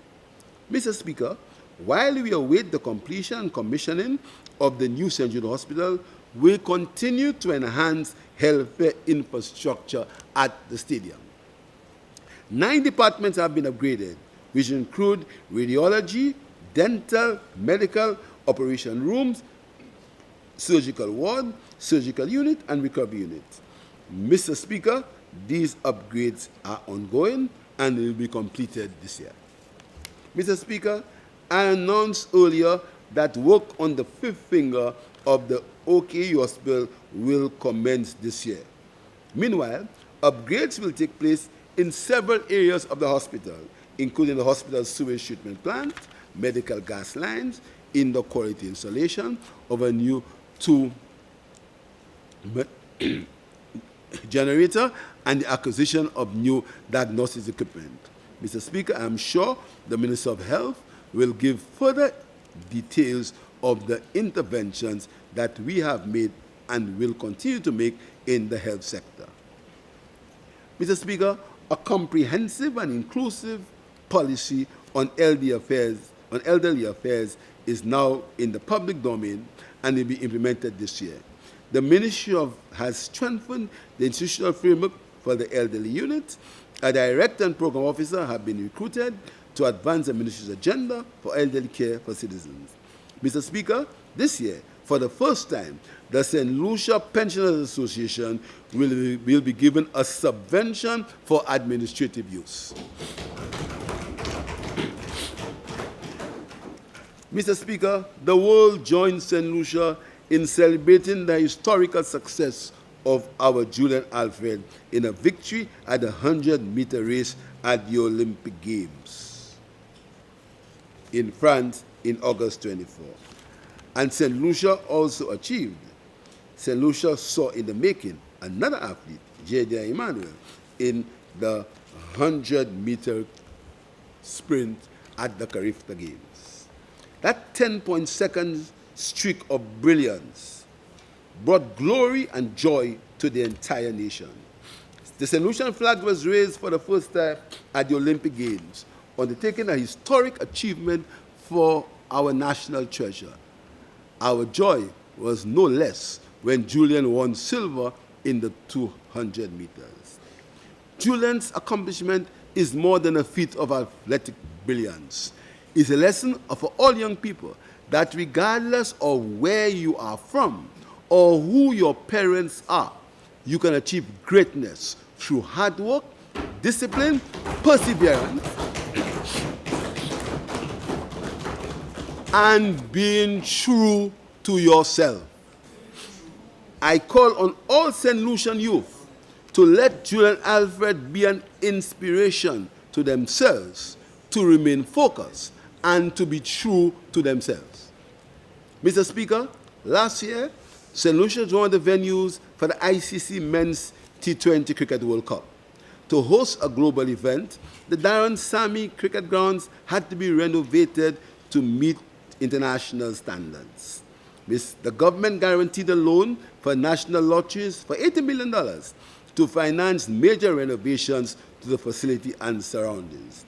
Mr. Speaker, the loan also provided funds for major infrastructural works and lighting for 12 additional playing fields, including the Mindu Filler Park and the Grosley Mini Stadium. Mr. Speaker, St. Lucia hosted the T20 Caribbean Premier League. Our own Darren Sammy was the coach of the victorious St. Lucia Kings. The hosting of these events has had a major economic impact, which was felt in the accommodation, travel, retail, and food and beverage sectors. Mr. Speaker, 2024 was a successful year for St. Lucia in sports. The Minister, I'm sure, will outline our record-breaking success. However, permit me to mention that the first ever professional football league has generated great interest around the country and provided employment for scores of young men all over the island. This year, the semi-professional cricket league competition is taking place at several venues, including the newly renovated, and lit Mindo for the Park. Mr. Speaker, this government continues to function in the tradition of Labour Party's administrations of the past, supporting youth development, empowerment, and job creation. Youth Economy Agency. Mr. Speaker, in an address to the St. Lucia Chamber of Commerce, Industry and Agriculture, on the 30th November 2021, I stated, our government understands the crippling long-term effect of unemployment of unengaged youth. We made a solemn promise to the youth of St. Lucia in our 2021 manifesto to alleviate the employment situation. And now, in the seat of government, we are implementing the life-changing Youth Economy Initiative. Our Youth Economy Initiative will transform hobbies into skills, skills into business, and ideas into enterprises. It will provide training, finance, marketing, and mentorship for our young people with a strategic set of interventions. That was on the 30th of November 2021. To date, Mr. Speaker, the following achievements have been realized. Over 4,221 youth have expressed interest in the youth economy of St. Lucia via requests for financing, both loans and grants. Over 1,105 youth have received grants and loan financing from the YE, totaling EC $6.5 million.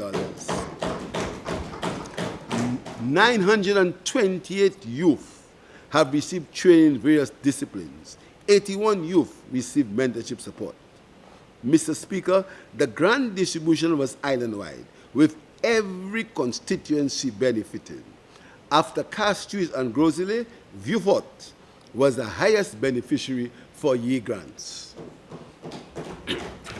Mr. Speaker, 55% of the recipients of the YE grants were female and 45%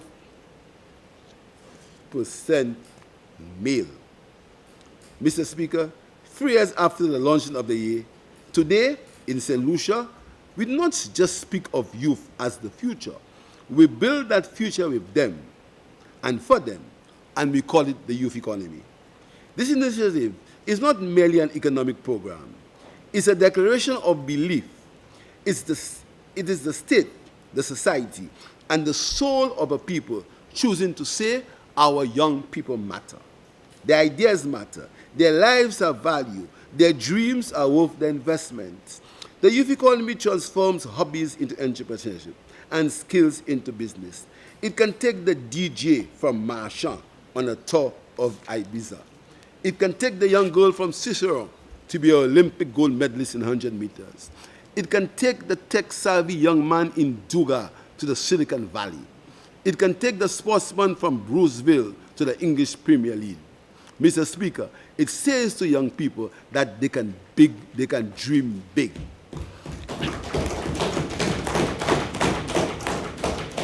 It redefines what it means to be successful.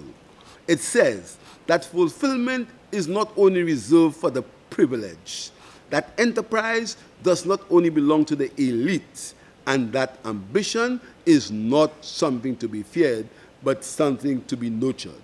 And yet, Mr. Speaker, beyond the grants and the training, beyond the mentorship and the marketing plans, the youth economy does something even greater.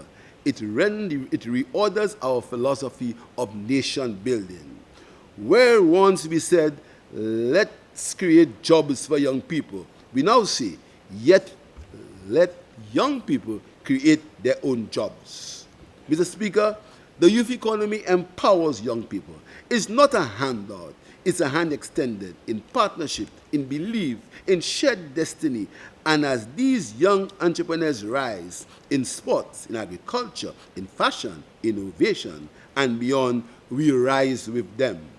Through their brave and courageous ventures, we'll discover our own courage. And with their successes, we'll see the real soul of St. Lucia, loving, ready, brave, and resilient.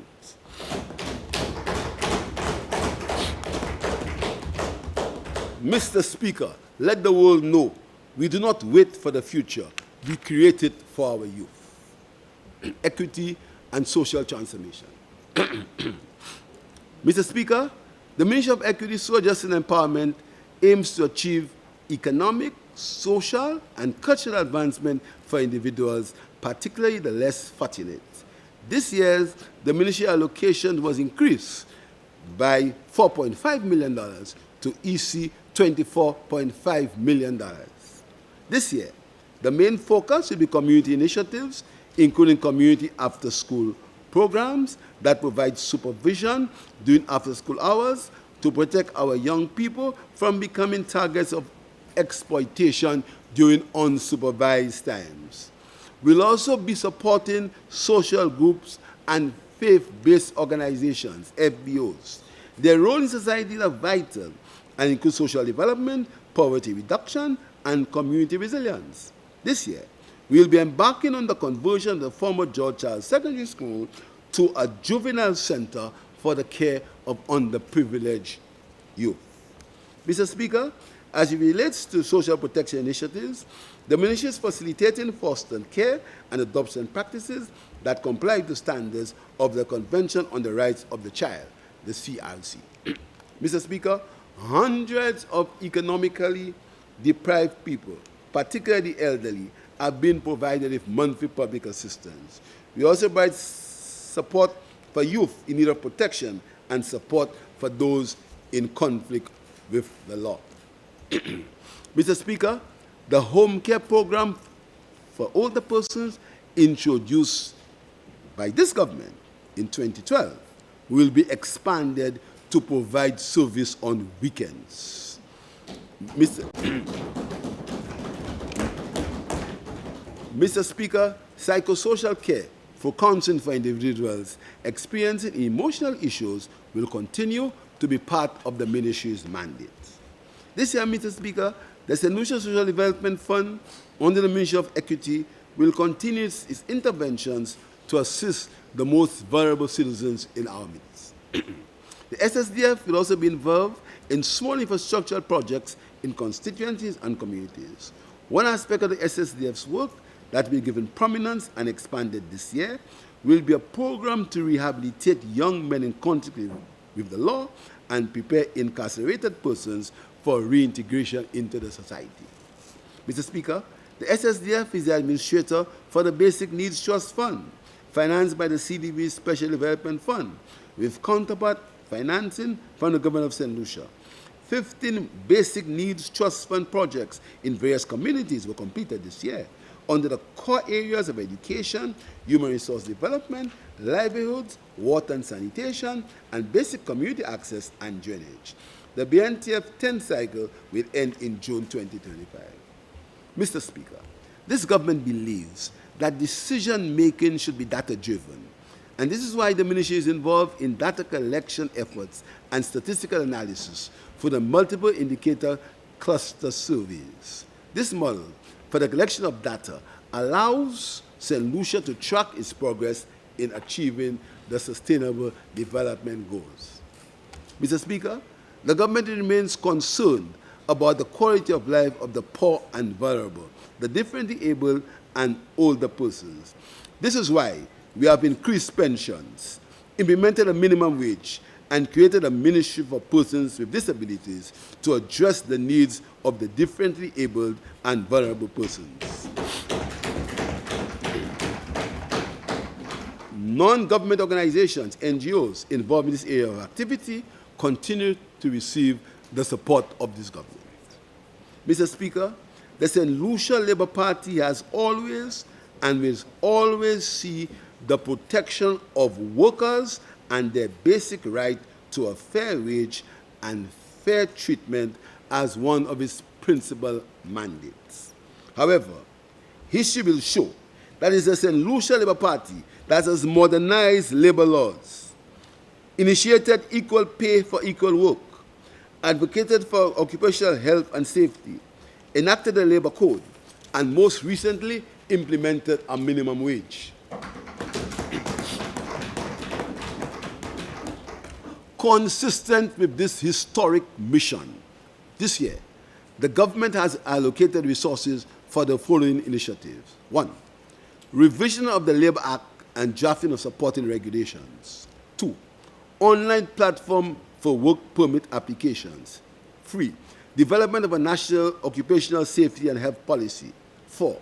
Establishment of a tripartite mechanism. 5. The establishment of a national committee to provide further support for public servants to ensure a more secure retirement. The committee will comprise of all relevant stakeholders and it will be supported by actuarial pension services. The committee will report to Cabinet in 6 months. These initiatives are not just about reforming legislation or modernizing systems, they are about empowering people. A stronger and more stable industrial environment will lead to higher job satisfaction, improved productivity, and increased investor confidence. Foreign investors seeking to establish businesses in our country will be reassured by the presence of a clear, fair, and transparent regulatory framework that supports both employers and employees. By placing people at the heart of our labor policies, we are laying the foundation for sustainable economic growth, decent work opportunities, and social progress. This government remains unwavering in its commitment to bread, freedom, and justice, and ensuring that workers' rights are upheld, businesses can thrive, and our economy remains competitive in an ever-changing global economic environment. Mr. Speaker, in 1986, St. Lucia declared a commitment to gender equality for the ratification of the Convention for the Elimination of All Forms of Discrimination Against Women, and has continued to confirm its commitment for the ratification and adoption of subsequent gender equality conventions. The last gender equality policy statement and strategy was adopted in 1991. The Department of Gender Affairs has been developing a national gender equality policy. This year, the focus is to articulate a clear roadmap for gender equality led by the government of St. Lucia. The last consultation was in February 2024. This year, it is the intention of the government to finalize that policy. Mr. Speaker, as any other state in the global system, St. Lucia aims for security, prosperity, and the well-being of its citizens. However, Mr. Speaker, small states like St. Lucia encounter distinct challenges in their development due to their limited population and economic foundation, making them vulnerable to external shocks, economic downturns, and climate-induced events. Mr. Speaker, in its foreign policy, the Caribbean continues to operate within a global environment shaped by the United States, which has historically impacted the perception and outcomes of its relationships. Over the last few months, we have been witnessing unprecedented changes in U.S. foreign policy towards the Caribbean, which has had serious implications for states in the Caribbean. For example, Mr. Speaker, in keeping with U.S. immigration laws, there has been a mass deportation of undocumented foreign nationals. Mr. Speaker, let it be clear that based on our obligation on international law, St. Lucia will accept without hesitation all its deported nationals.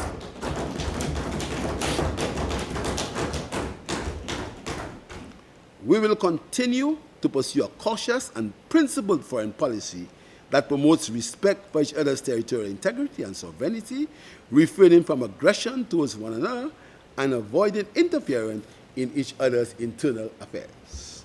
Mr. Speaker, we consider the Caribbean as a zone of peace and call for the peaceful resolution of the territorial dispute between Guyana and Venezuela, the removal of the embargo against Cuba and Venezuela, and the pursuit of peace and stability for the people of Haiti. In the same vein, we support the right of the people of Taiwan to self-determination and a peaceful existence. Mr. Speaker, we believe that the Caribbean is stronger when united, and therefore reaffirm our commitment to the OECS, CARICOM, and other regional institutions. Vieux-Fort Town Initiatives.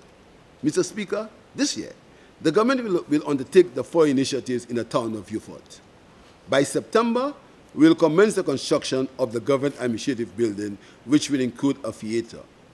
We will complete the construction of the Entertainment Center downtown Vieux-Fort on the site of the former markets by the end of July this year. We will conduct a broad walk from the Fisheries Complex to the newly constructed Entertainment Center. We will upgrade the Vieux-Fort bus stand with toilet facilities beginning this June. Government will undertake the first step and invite designs for modern bus terminal. We will begin major renovations at the fish landing facility in Vieux-Fort. The rehabilitation of the Bruce Hill Main Road will commence next month. We will commence road repairs in Cedar Heights and resurface the road from the Heineken Brewery to the Vieux-Fort Library Road Junction. Designs for the roof of the Philip Master ground will begin in May, and construction will begin soon after. We will continue discussions with the Roman Catholic Church with the view to rationalizing occupied church-owned lands. SLASPA has prepared a project for the restoration of the lighthouse at Mulashik with a view of converting it into a modern tourist attraction, and stakeholder consultations are ongoing. Invest in Lucia is in discussions with a group of European investors with a view of rehabilitating and expanding the Vieux-Fort docks for importing of cruise ships and cargo handling. Mr. Speaker, the parliamentary representative of Vieux-Fort has been a tireless advocate for these initiatives, and I'm sure that these projects will please him and continue to improve the quality of life of the people in the town.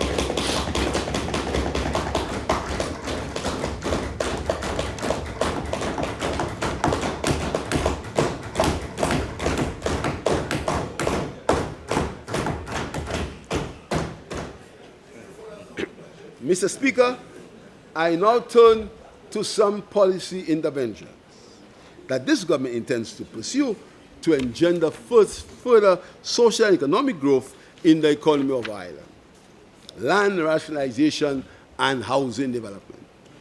Mr. Speaker, Invest in Lucia, in collaboration with the Ministry of Housing, will develop a new housing development in Belvedere Canaries. The Belvedere housing development will offer a mix of affordable and mill housing options on 10 acres of land. Mr. Speaker, this year, we will enact laws to allow the Ministry of Housing to continue its work of regularizing unplanned developments across the country. The Ministry of Housing will be supported in creating new and affordable housing. In keeping the St. Lucia Labour Party's guiding principles of bread, freedom, and justice, my government will institute a land rationalization policy of granting title to citizens who have been occupying less than 8,000 square feet of crown lands for more than 30 years.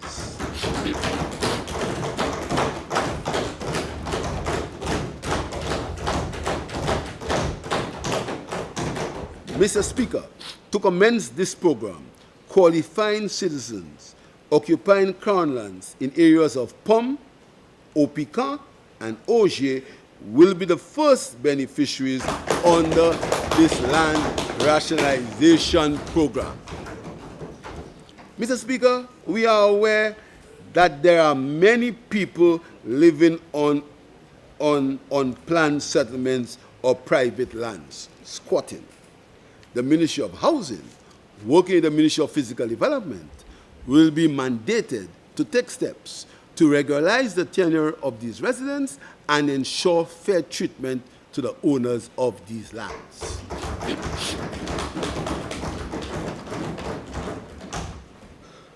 Food prices. Mr. Speaker, I share the concern of the public about the rise in food prices, particularly in our supermarkets. Mr. Speaker, please note that we in St. Lucia cannot control the cost of imported goods. As a price-reducing measure, the government will remove the import duties, if any, and service charge on all price-controlled food items effective on the 1st of June.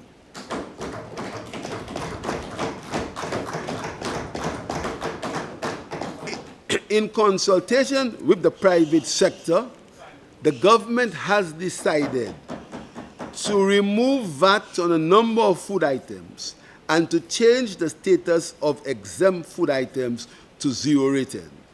A full list will be prepared and published by July. The effective date is to allow for transitional arrangements and further consultation. Examples of items for which price reductions are expected as follows: cornflakes, turkey wings and necks, ketchup, cheese, butter, and chicken sausages, to name a few. Mr. Speaker, we expect to see a reduction in the prices of these items and other items when reductions are made.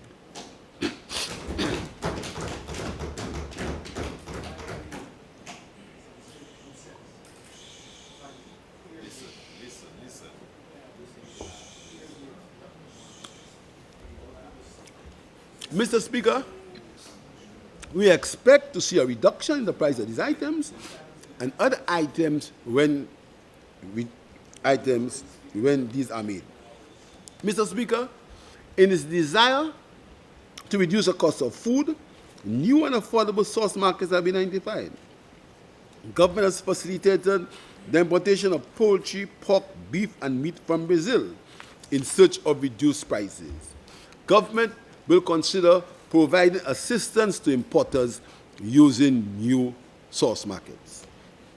Mr. Speaker, I now move to some new policy proposals. Mr. Speaker, the following policies proposals are expected.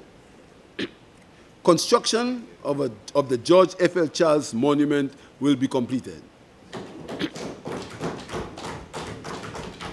The National Archives will be renovated with a view of moving it to a proposed National Museum. Construction of the Rock Hall housing scheme, approved by planning on the 19th of March 2025, will commence shortly.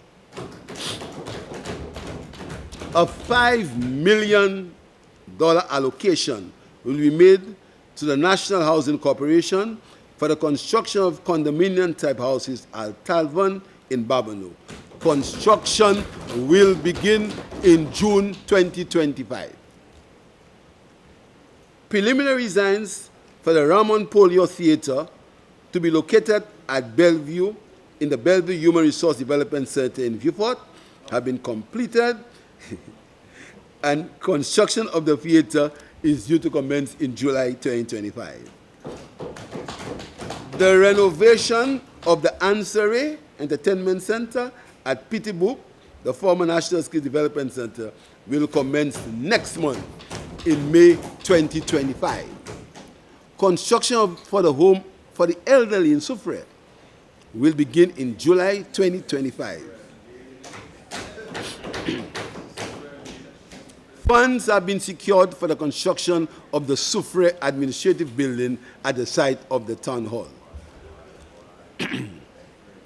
A 10-year passport will be introduced at no extra cost.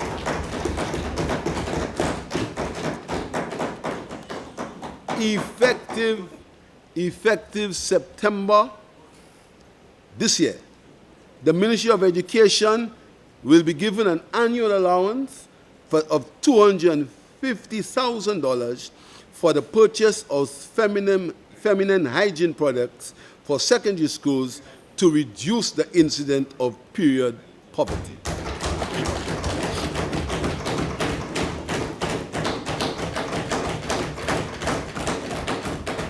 Effective the new academic year, government will pay an additional 2 CXC subjects for students.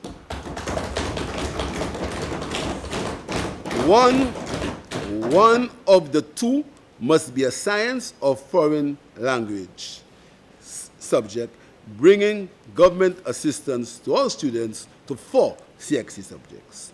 Students who have left school within 1 year will also be eligible.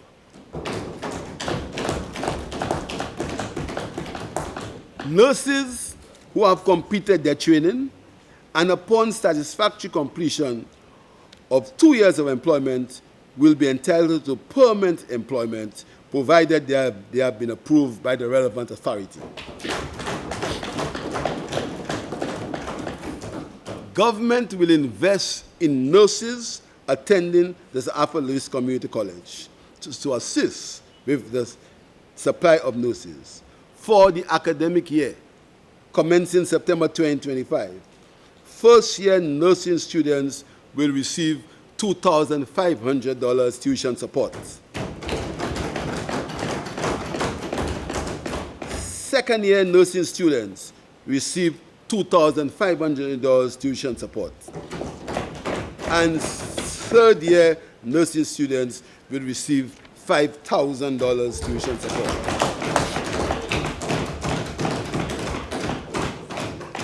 Final year nursing students will receive $10,000 tuition support.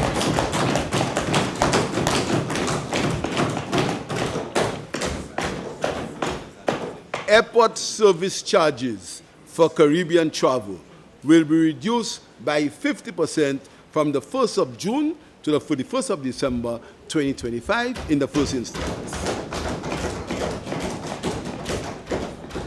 Businesses investing in cybersecurity, artificial intelligence tools, and approved ICT training for staff will be allowed a tax deductible of up to $50,000.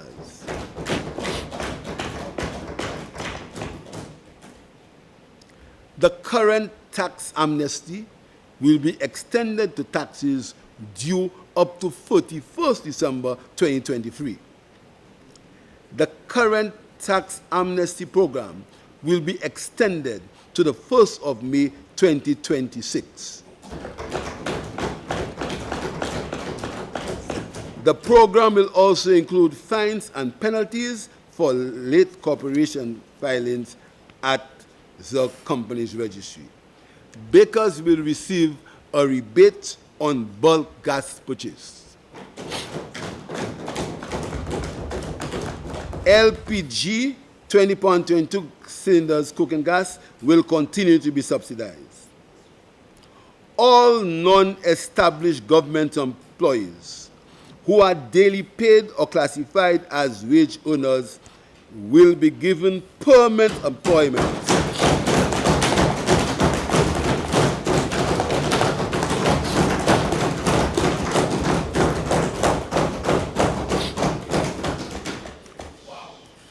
All government wage earners will be given permanent employment after 2 years.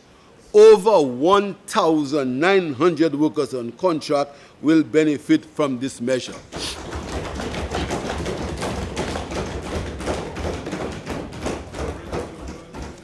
Temporary teachers will now receive their full salaries for the month of August.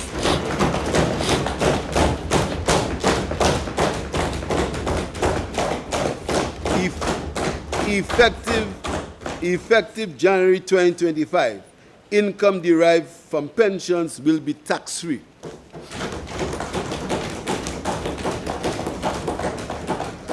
A one-off payment of $600 for pensioners will be paid in November 2025. Effective 1st July, the NIC will increase pension payments in line with the Consumer Price Index.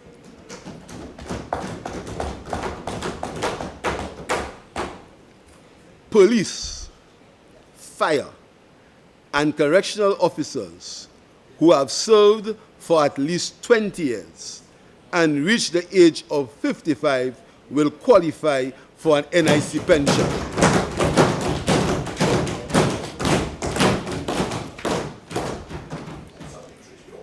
Effective 1st May effective 1st May, next week, the price of fuel will be capped and shall not exceed $16 per gallon until 1st of July 2026.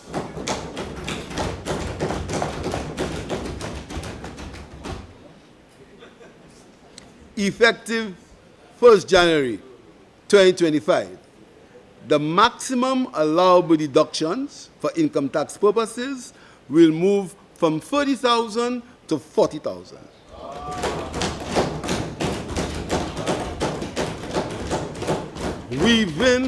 Within that cap, individual allowances will be the maximum child allowance, $5,000 per child under 18. Dependent relative allowance, $5,000.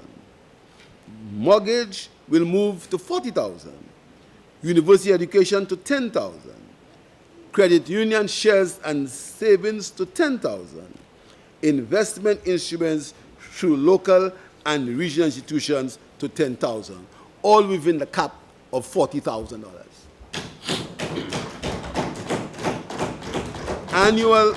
Annual earnings of $25,000 or less will continue to attract no income tax. Medical expenses will remain uncapped. Budget financing.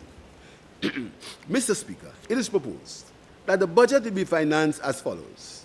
Recurrent revenue, $1 billion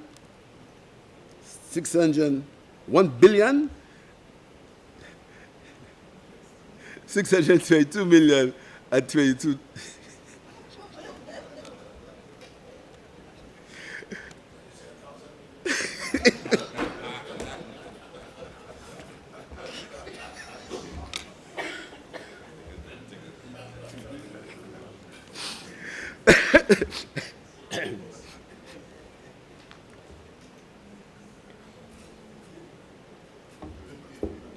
$1,622 million. Going right? 22,100. Capital revenue, 6,685,000. Grants, 93,316,270. Treasury bills and bonds, 78,169,651. Loans and external funding, 257,326,879. Total, 2,057,509,900. Conclusion. Mr. Speaker, by the end of July next year, St. Lucians will have been called to make a decision.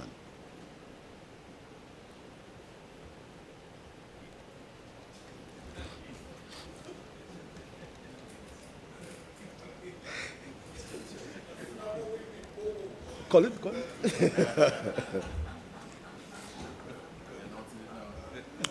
it. You want me to call it? You want me to call it?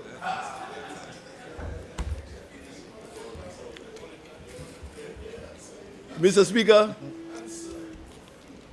elections can be called any 21 days from now.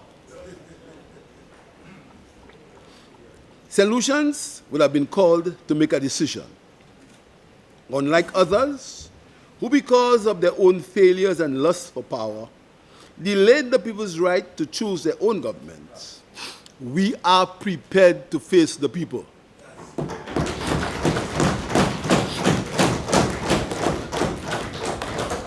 We have no desire to extend our term to 6 years. We are proud of our work. We are confident in our achievements and the goodwill and common sense of the St. Lucian people.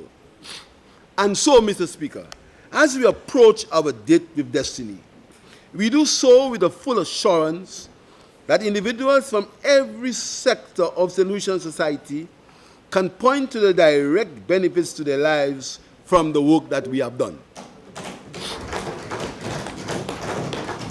We do not, like others, make empty promises. We do not, like others, when asked to account for their stewardship, can only make mistakes. We do not blame the opposition. We do not blame the people of St. Lucia. We do not and will never disparage the people of St. Lucia by calling them stupid and referring to them as having only a preschool level of education. Only those who have no natural affinity to St. Lucia can speak in those terms. Mr. Speaker, as you have seen from our budget proposals, and as you have seen from all our work that you have done in our first term, we trust that the St. Lucian people can see the positive transformation of our country. Mr. Speaker, we have introduced many successful initiatives. We are not about empty promises. Mr. Speaker, we did the things that we said that we were going to do. Mr. Speaker, we said that we do not believe that the development of St. Lucia should mean that we had to give our country to so-called developers who came with their two hands empty and swinging. Instead, we said that development should start first with the development of our people through investment in the education and in the healthcare. The advancements in our healthcare and education are there for everyone to see. We do not just make promises, we deliver. Most importantly, Mr. Speaker, unlike those who came to office to push back the historical gains of the working people of St. Lucia, this government promised to bring in a new era of respect, recognition, and reward to the people of St. Lucia.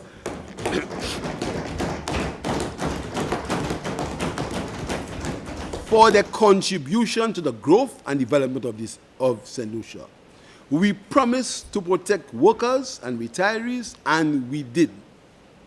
Let me remind them that we have not just talked the talk, but we have kept our pledge with sound economic leadership. Mr. Speaker, we trust that the people of St. Lucia will place themselves in the front lines of beating back against the lies and propaganda of a desperate opposition. We know the opposition very well by now, and the people of St. Lucia will be well prepared to respond to their denials of our strong performances. But, Mr. Speaker, it is because we know them well, so well, Mr. Speaker, that I cannot end without addressing one of the claims that they have been making in the past months, and one that we will no doubt hear them repeating more and more. They claim, Mr. Speaker, is that vision lies with them, not us. Mr. Speaker, despite all the evidence that they have enhanced the economic and social life of our people, the propagandists on the other side have latched into the big lie that they, in particular, and their leader, have a vision for this country. No one is explaining what they mean by vision. Mr. Speaker, vision is the capacity to plan for the future with foresight, imagination, and wisdom. Vision is the capacity to soberly analyze the prevailing local and global environment, the ability to make an objective assessment of the resources at one's disposal, and the skill to make a correct diagnosis of all the challenges of the present and the likely future risks, and the wisdom to anticipate what should be done to maximize the advantages.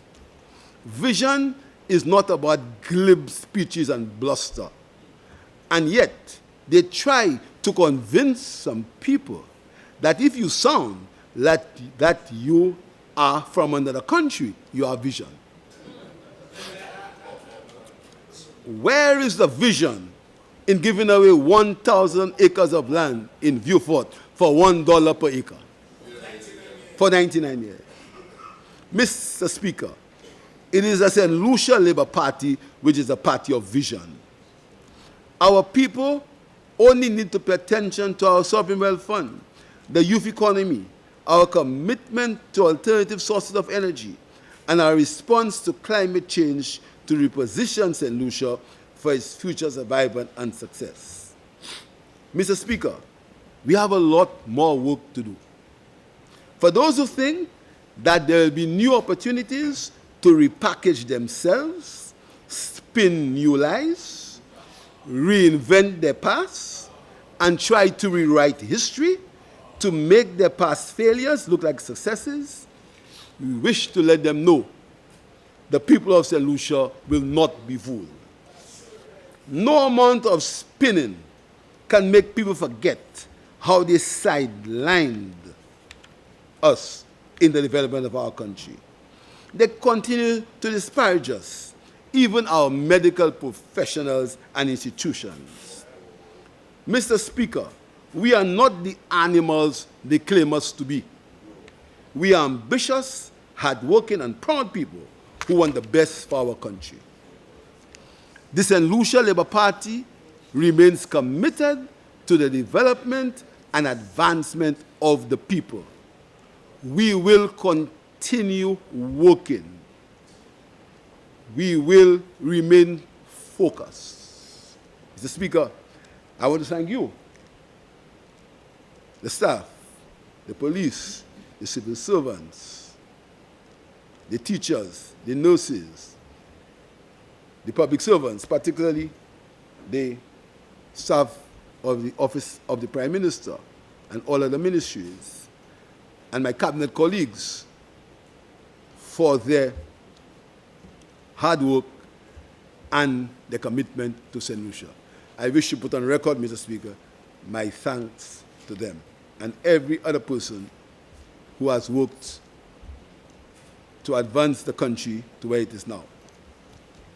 Mr. Speaker, I stand in this honorable house not pretending to know it all, but with a burning desire to work with my colleagues to improve the quality of life, to provide opportunities for the less fortunate, and to provide hope for the people of St. Lucia. But the Lord is with me like a mighty warrior. So my persecutors will stumble and not prevail. They will fail and be thoroughly disgraced. Their dishonor will never be forgotten.